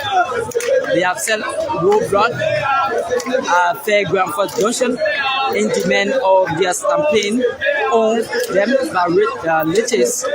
And today, as you can see, they are all in the street. For those of you who are watching, whatever you're watching from, share the broadcast, invite more people to watch along with you. This is Ability Online Television. And my name is Dara Zoe. As you may be there were yesterday, these guys were at the Fairground Second Junction. That's the main junction of the Fairground, where they set another roadblock, stopping vehicle, disrupting normal activities in Buchanan City. And again, this afternoon, they have come again with their different protests, demanding their money for leeches, saying leeches need to pay our money that you owe us. So as you can see, most of them having different placards all in their hands, indicating different things. And this one say we need our money for leeches, and some are saying no money, no census, and others are saying leeches, you need to pay our money. According to report, these guys were trained for 1 week plus 3 days to carry on the horse census in our country.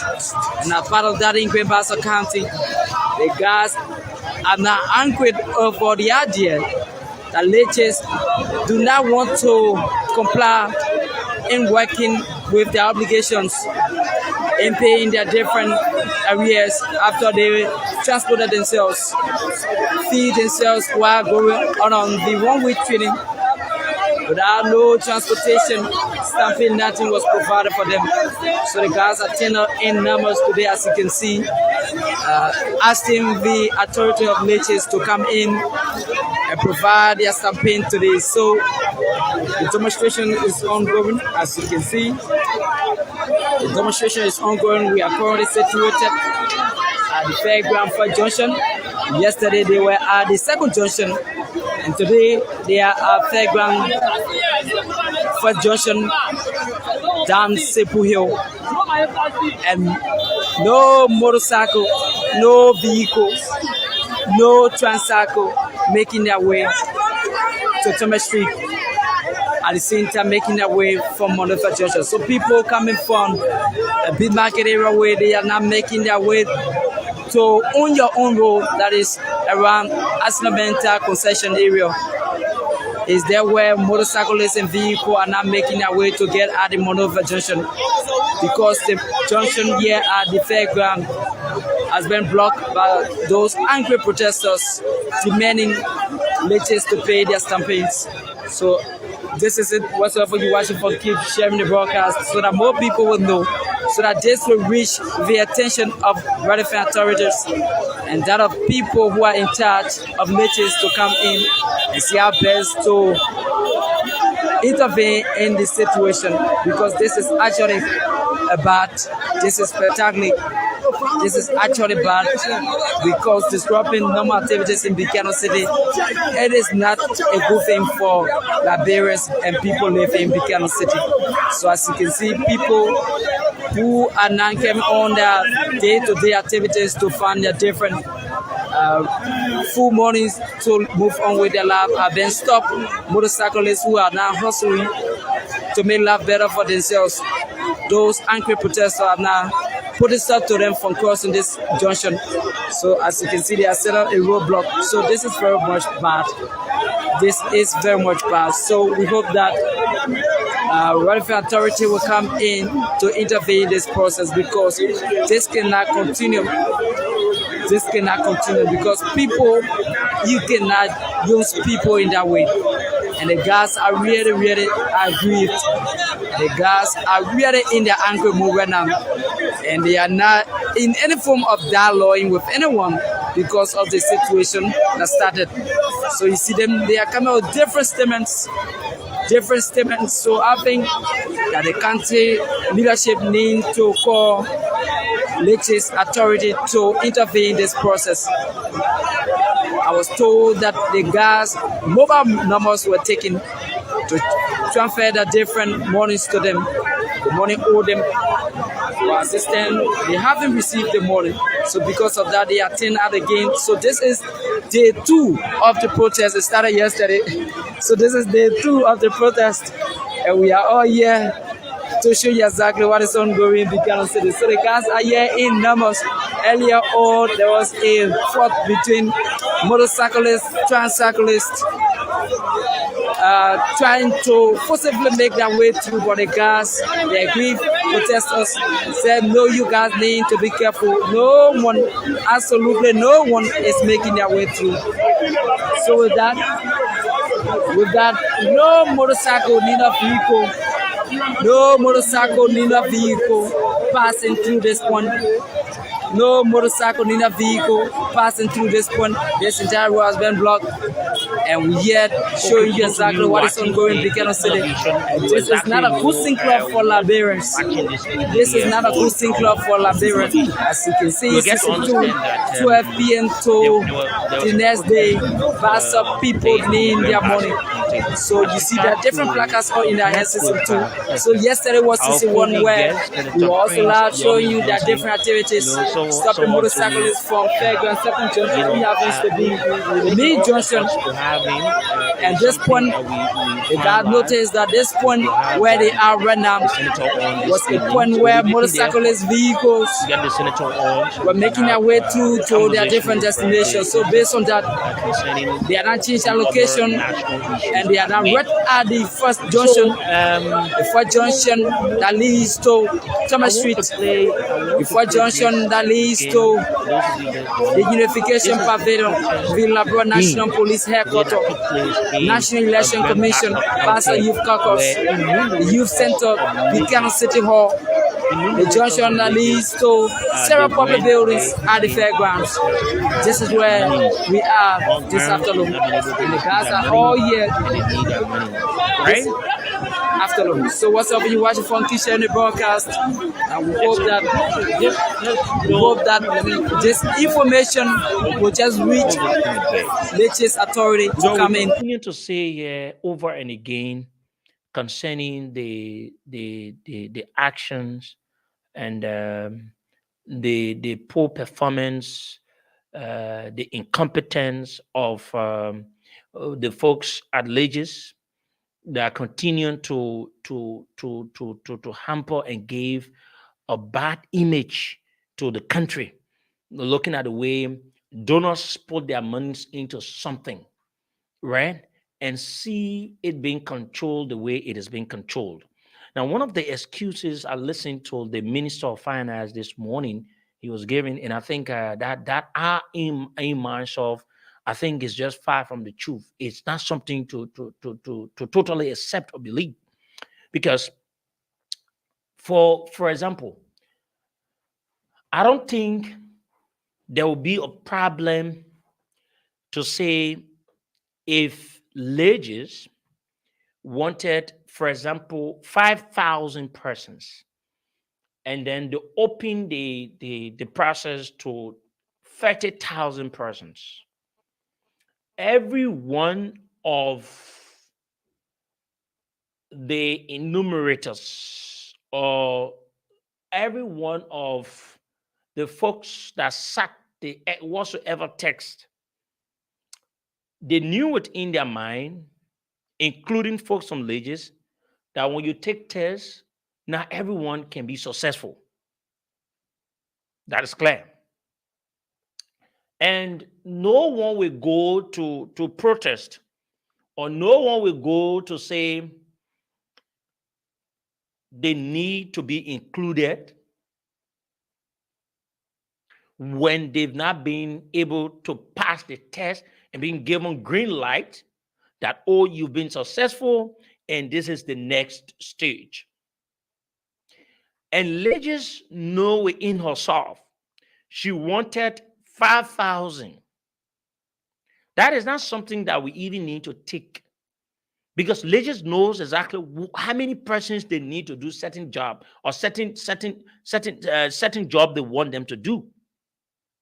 Legis know exactly how many persons they need. So you cannot need 5 persons and you go and allow 10 persons.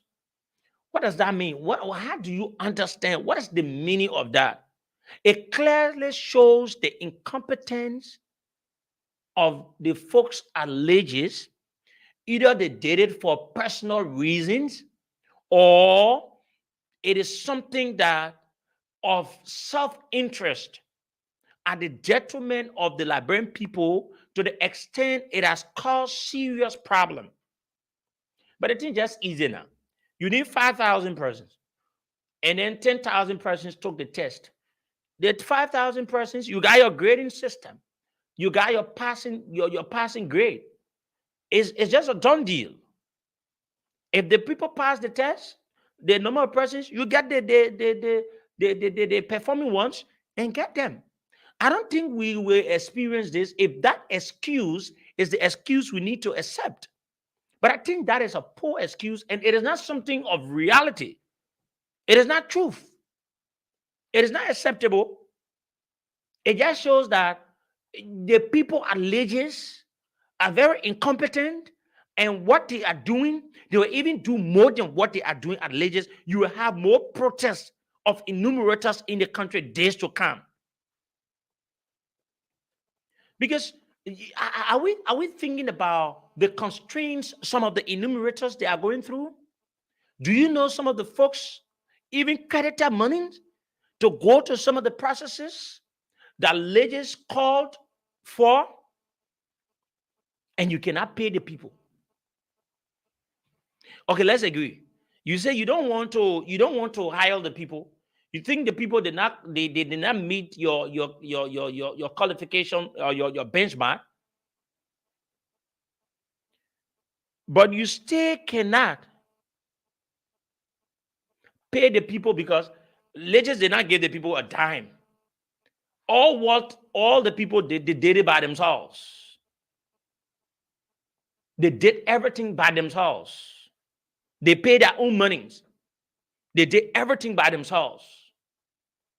So at the end of the day, you cannot pay the people, even though you say you cannot hire the people, but you accepted the people to leave from one point to another, spend their own monies with the understanding that they will pay. See some of the things. People wake up and just go and go with the understanding that Legis people will come here. You see, the thing here, they say, when someone can steal, You know, when the common people steal, they say they are criminals. When the folks in government or people that are close to the power that be, when they steal, then they say that corruption. Now, when someone, okay, let me take this. Senator, good evening. Senator, good evening. Senator, good evening. I hope the senator is getting us. Hello, Senator. Senator, good evening. Welcome. You live on the radio.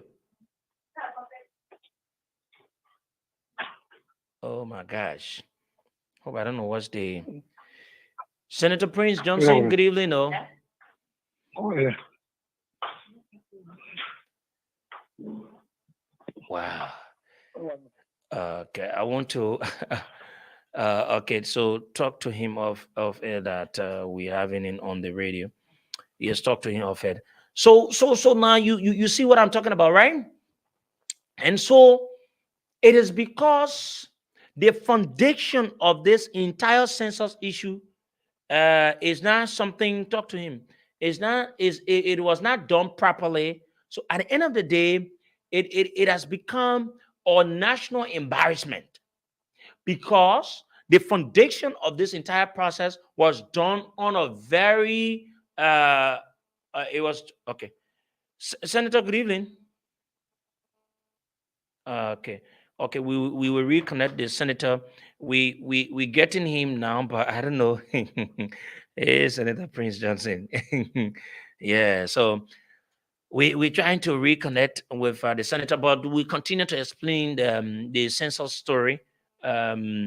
You know, so the entire thing, the census thing started on a point where, in fact, monies that were intended for the government's account, that monies were being used by the folks alleges for their own personal issues. Even the time the tablets were to come in the country, it could not come. Companies that are willing to do the job, even less than what they pay, they could not give the contract to them. The only thing they could do, they continue to do. And like I said, this entire census issue started on a bad footing in a sense. You have one Wilmer Smith along with the other guys that they did this thing. And at the end of the day, now where we are, you cannot get anything better out of this census thing until the right things are done, right people are asked to help in the process to do this thing. But the guys that are there, if they remain there for the next 2, 3, 4, 5 months, will continue to extend or to suspend, or what a better word to use for this entire census thing. Because we will not have census peacefully. We will not have it the way in which they should be. Do you know what we are causing for the upcoming elections? We continue to push census. We continue to do this thing. It is not that we don't have. Now, we're not talking about finance now. We're talking about incompetence of those of the people that are heading the institution, leges. Because if they are not incompetent, but now we can't be talking or doing these kinds of things. These things will not be happening. But because you have a bunch of incompetent people that are leges, that cannot do anything, they're very good for nothing people. So at the end of the day, you cannot have anything positive coming from this entire leges thing. Today again, there were protests in Grand Bassa County. Another time there was protests in Bone County. And tomorrow again, you will listen to another protest to another county. It is because the right thing has not been done. And the guys that are leges continue to do the wrong things and want to get the positive results. How possible would that be? How can you do wrong things to get positive results? Take this in here and put it. How can you do wrong thing and you think you will get positive results? It is not possible. It is not possible. And so we continue to allow, I don't know what Wilmer Smith record is not one of the good records among the young people in this country. He has never worked anywhere and have a piece of his job he has done. Listen, folks, for those of you watching, see exactly what is on the television. And those of you listening to the radio, listen again to what happened today in Grand Bassa County. This, every day we will get another news about leges. Every day, leges. Every day, leges. Our partners are here.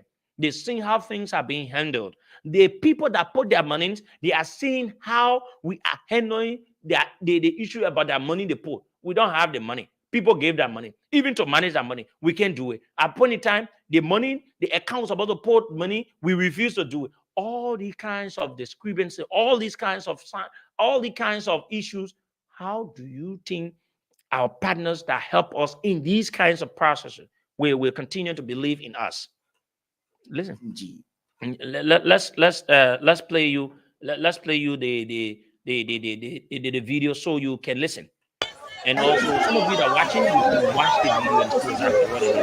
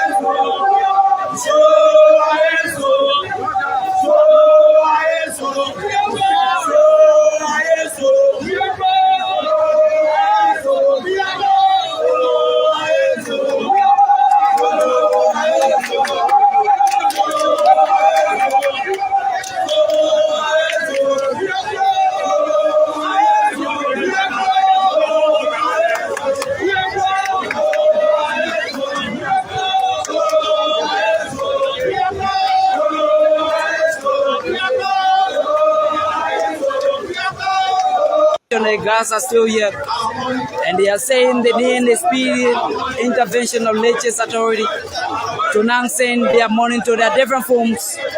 They now want to see their money alarm on their phone, as we all here today to show you what is ongoing in Buchanan.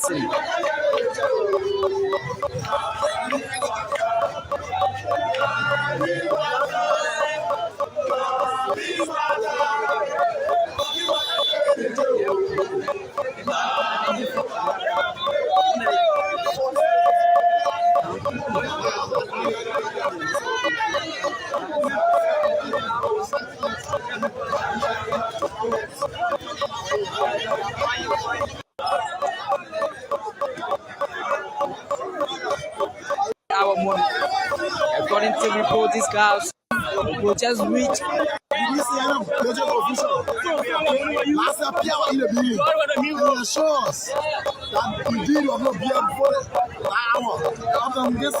So the way we will do to back and road to join we will not resist any action for any man-knowledge police officer, man-knowledge AFL officer. We will take the street. Thank you. Until we get redress. Thank you. So that's it. Brother, how you doing? How you doing? I'm saying that you are a great man. Who are you first, by the way? I'm Olowa man. Okay, tell us your disappointment. Are you disappointed? The main suffering the money I want to try to do the main work for the young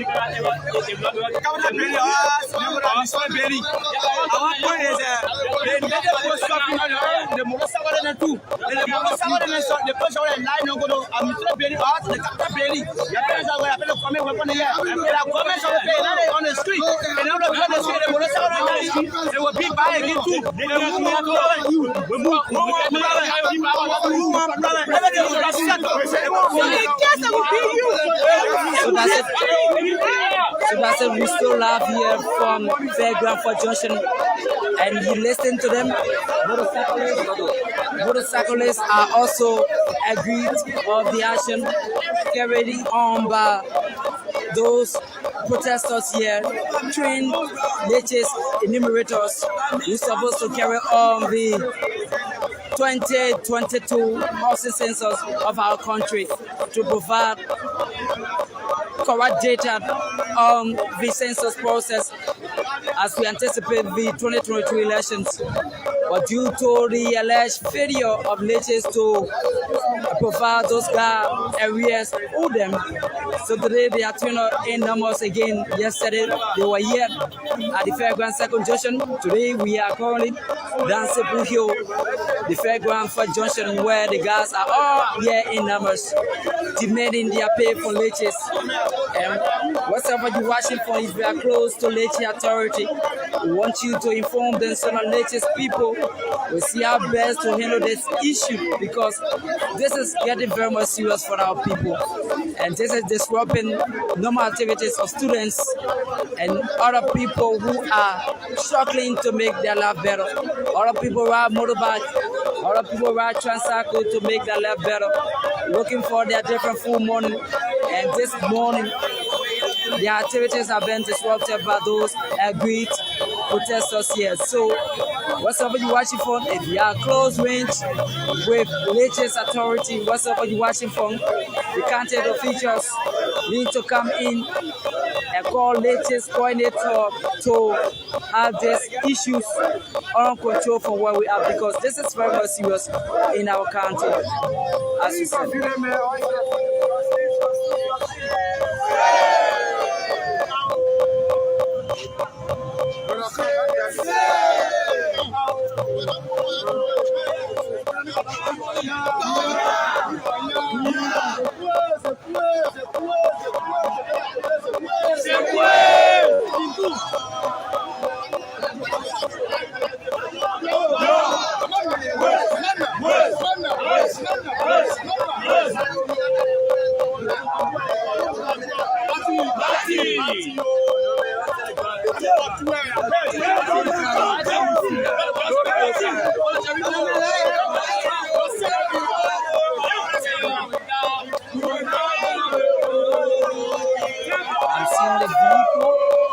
I'm seeing some police officer coming with this vehicle. We don't know whether these are leches people, but we yet to find out. And the police officer there with arm.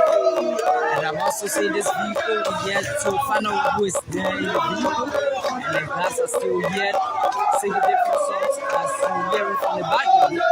So keep sharing the video, keep watching, and don't you go away.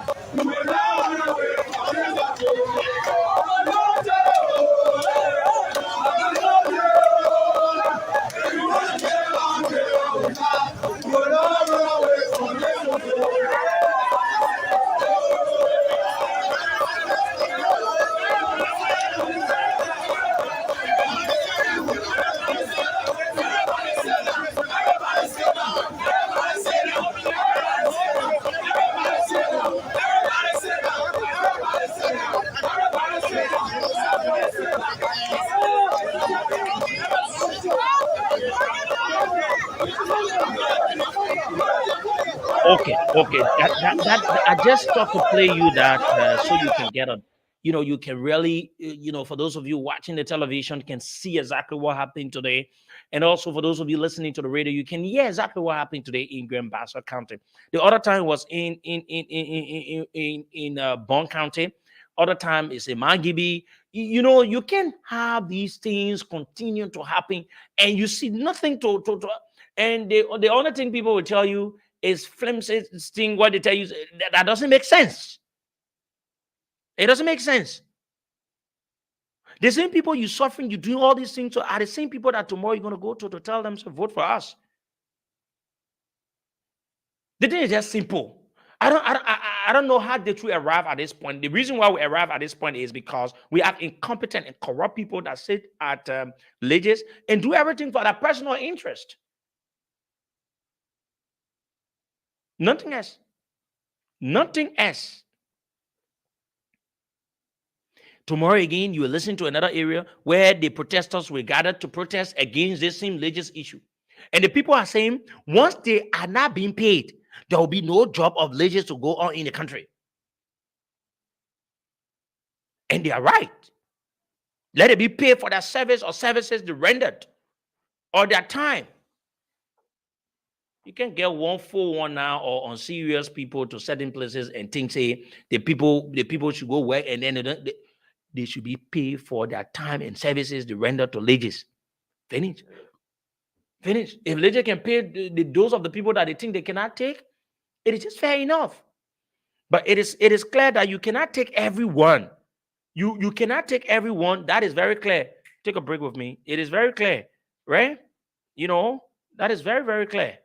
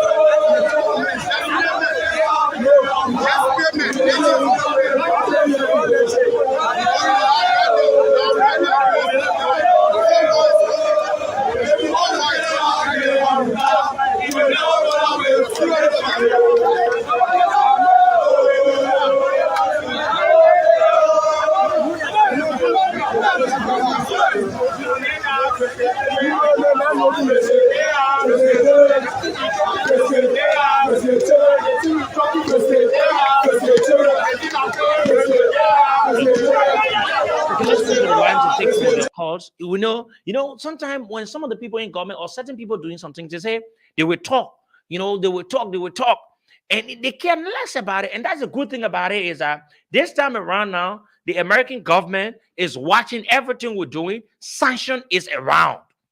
That some of the actions of you people will be judged, and you will be punished for what you do to the country. Let me tell you. And it's so good. Some of us, we are journalists. We have means to write institutions and make them to understand and provide to them the pieces of evidence of some of your actions in this country. 0770907 How do you take these people are Liberians? You think they don't deserve better? You take them, you use them, you dash them, and you the word, you molest them. You say, oh, they're not a real people. Who conducted the process where you coerced to include their names? 0770907 0880-907-907 are the numbers to join us. Hello. Hello. Good evening. Yeah, my name is Emmanuel Alahaji Foliwa. I actually am married. What you see me. Sometimes it's good that our leaders they listen to us keenly and they do the job for the people. They serve us rather than us serving them. But when you speak these things, especially sometimes when you say these issues in the public, some people might take you to be a Hitler to the government. You actually love your country and showing that spirit of patriotism. So I actually encourage you to be balanced and be fair and keep doing. And we are watching you, we are following you. We know people who are speaking for us out there. Thank you so much. Thank you, my brother. We'll take another person on the line here. Hello. Yeah, good evening. Good evening. Yeah, this is Moses Arakari. I called from the Institute. I'm the second to be precise. Go ahead. Let's hear you. Yeah, brother, I'm grateful to God so much to you. I carefully listen to the radio and see what's going on. But all of these things, we are only putting it on lists. But I also blame the president. No, my man, they think not President Bennett. Not blame they corrupt this criminal board to legends called Smith. let's blame them.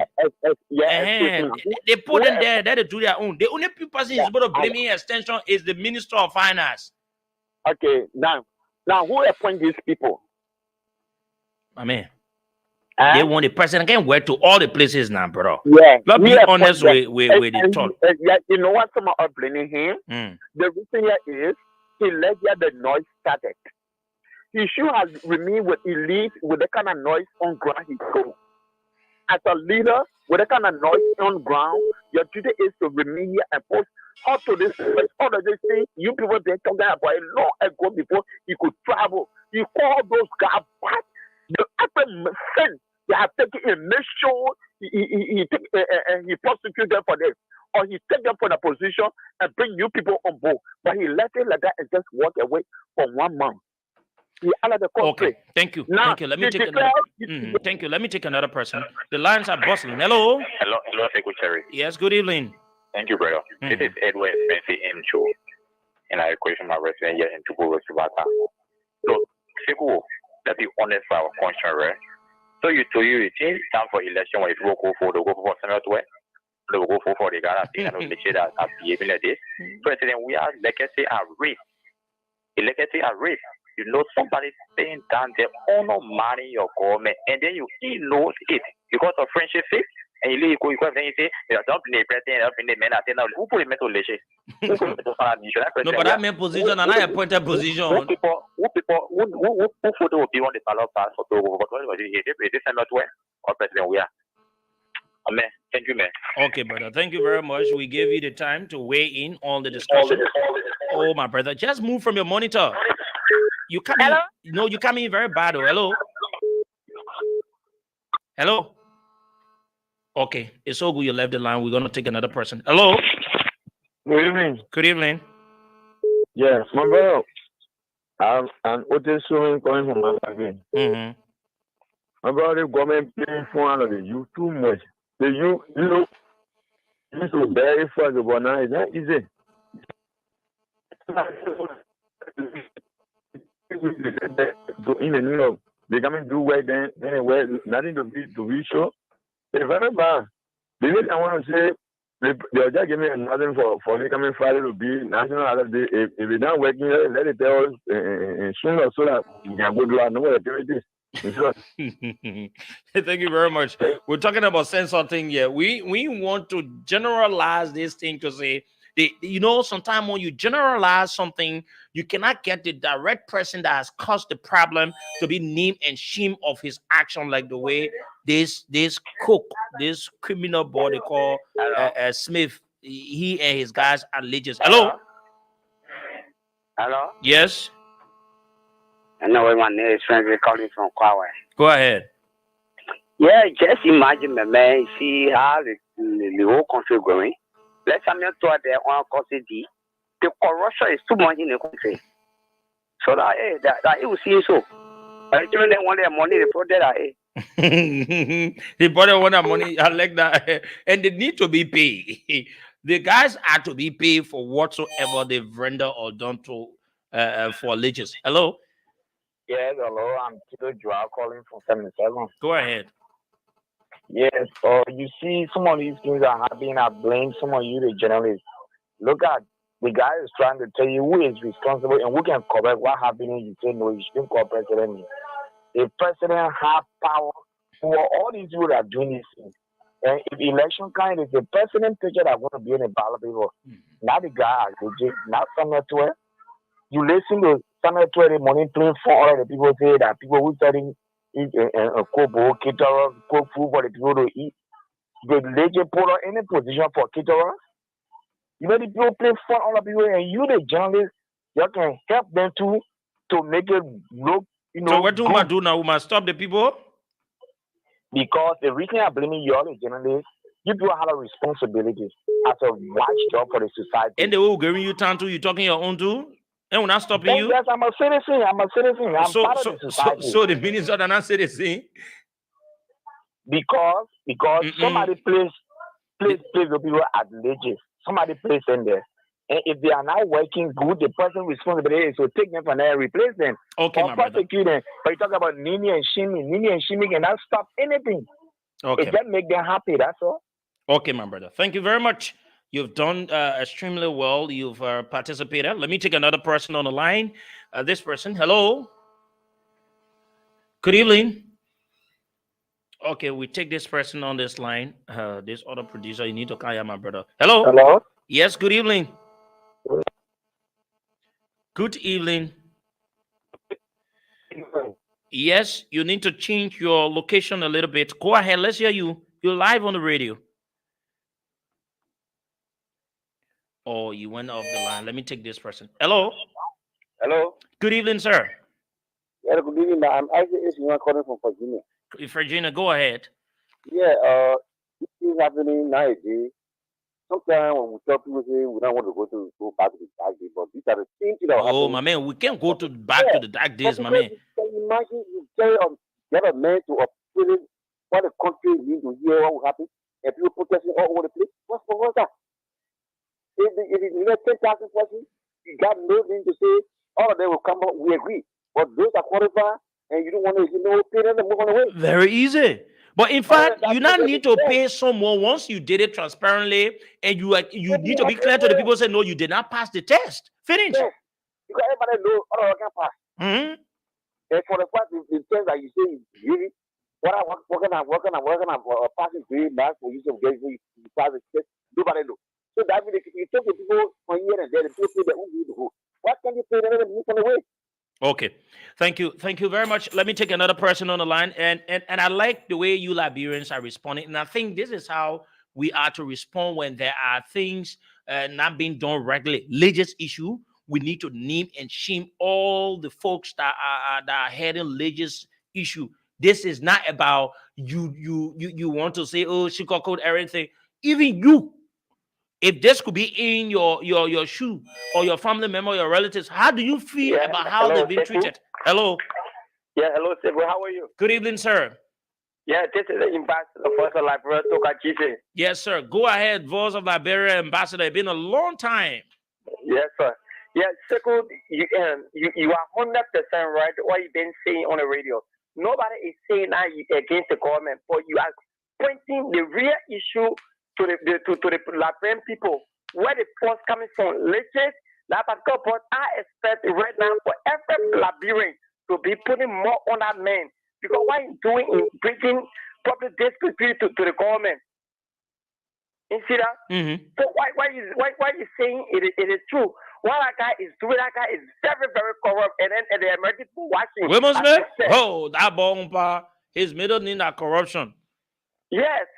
Because the man bossman, they say the man bossman sick, the man bossman of the country that the ball controlling the whole thing. Now the man is the acting head of legis. Look at. Tomorrow we hearing around the other place for Nima, they said they want to. Oh yes, they're doing it phase by phase. Phase 1, phase 2, phase 3, up to phase any number. Yeah. Okay. So and the people are saying, now listen, we will not encourage people to protest, to damage things. But once the religious people cannot address their plots, they've got their rights. Yeah. Yes. All right. Thank you. Voice of Liberia ambassador. Once you don't want problems, don't create the room for problems. That's how it is. You create the room for problems. The people, this is directly to religious. Hello. Hello. How are you? Good evening. This is a friend of the environment. Okay, go ahead, my brother. Let's hear you. Okay. With respect to the religious, the thing started way back. Mm-hmm. Religious were in the news. Sometimes I go for buying an old generator. Oh yes, I broke up that news. The in religious, the man who's supposed to be deputizing in place of the man who is sick, he's not a rightful person. Mm-hmm. They were manipulated. Yeah. The more qualified one is seated there, they silenced him. So you see all that is happening here. Now the people in authority, the house, all know when will they use their power of voting people of no confidence. They knew that the man did not buy a new generator. That was corruption. All the processing allegations were done dubiously. Nothing was done properly. Now just listen, Seku. We are talking about going to go vote with a new system. And in Lagos, people were applying through the system, which is supposed to be used like this. Now, imagine if you went to election, what will happen? This is just a clear picture of what we see immediately after election. Lagos, they sound to me lazy. That's what it means. They are lazy to the work they are giving them, so they get creating more harm to this nation. Because the people thank you. Let me take another person. Thank you. I do appreciate. Thank you, and I appreciate your call. This other person. Yes, sir. Good evening. Thank you. This is Matthew calling, and I call from Japan Freeway. Yeah, Matthew, go ahead. Let me say there, right? I follow the launching of your radio station, and the entire program fabric steady. Let me ask you this: why you think people listen to your station every evening? It's because of your output. If you have some incompetent people at that, I mean, very, very poor. If people have listening to your radio station, if anything goes wrong at that radio station, we will hold responsible. It's not you the manager.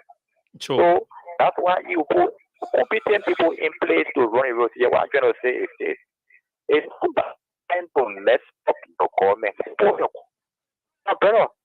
It takes you to make that honor. Anything president we have one for to happen in the country, it will happen. President, what making a people shame you and they vote to you in making a people shame. Who are people? It's a photo. Oh, okay. It's translation. They responsible people for the king, that's why they come into power. But those are protecting foreign activision, foreign opposition people. They're all suffering this. Sure. That I agree with you because I agree with you that 100% because you never know who are some of the guys that even protesting. Some of them could be even down-hard seditions. People that even, for example, since the government took over, they've not been opportune to get any work. They think that this could be one of the reasons why they will be encouraged to continue, or yes, to continue because and say, okay, not everyone can get jobs so easily, but I think this at least I got a little job doing the government, so it gave me reason to continue in 2023.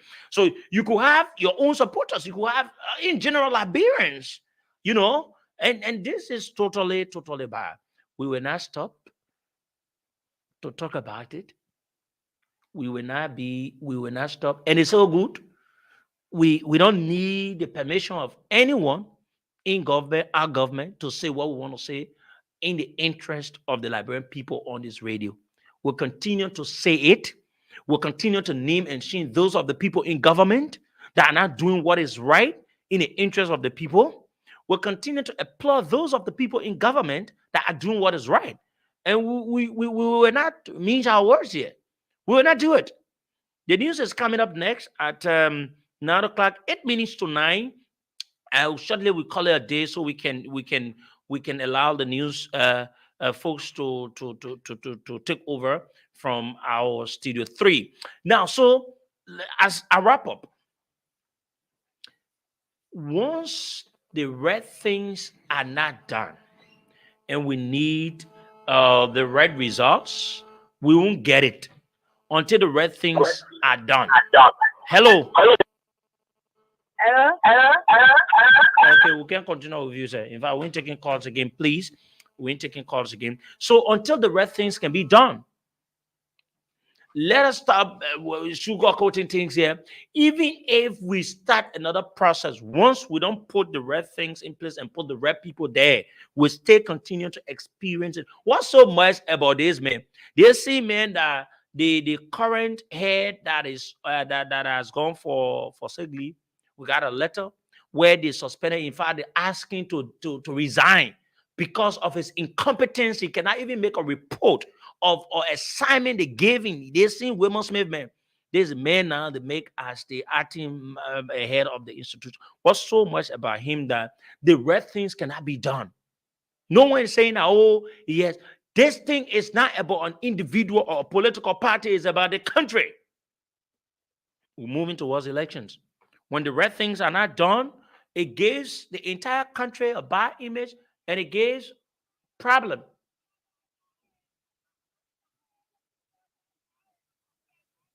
It gives problem, and this is how it is. This is how it is. So at the end of the day, these things happen. So tomorrow we're getting other reports that they will be protesting from another place. And when they're protesting, we will give them the platform. We will use it on this radio and we'll let the Liberian people know how it is. And we'll continue to do it. Once the red things are done, we will let the people know. So tomorrow we'll be having from 7 to 9. We're going to be having 2 distinct guests. They're going to be here with us tomorrow on the show. And our discussion is going to center around the MCC scorecard. So tomorrow we will have with us Minister Daniel Thomas and Honorable Randall Dobayu. The both of them will join us here, and they will join us at 7, and we're going to have a discussion up to 9 tomorrow. We're going to talk much more, and then on Thursday we have Mr. Sam Jackson. Mr. Sam Jackson will also come. We'll talk about the economy. We'll talk about some related issues about the MCC scorecard and much more issues as well, looking at the workings of the government, looking at some of the challenges, prospects, indicators, and all of that will be discussed. So tomorrow, be my guest when we shall have with us Minister Daniel Thomas from the Ministry of Information and that of Honorable Randall Dobayu from the Environmental Protection Agency as they join us to talk more on the MCC scorecard. My name is Sekou Sharif. I want to say thank you to the entire team. Patrick has been here. Eric has been here. Joseph Soko, head of television, has been making all efforts to get us live on the television. I want to say thank you to the entire production team here at Voice of Liberia. Join us tomorrow, at which time we'll be back. And next is the news.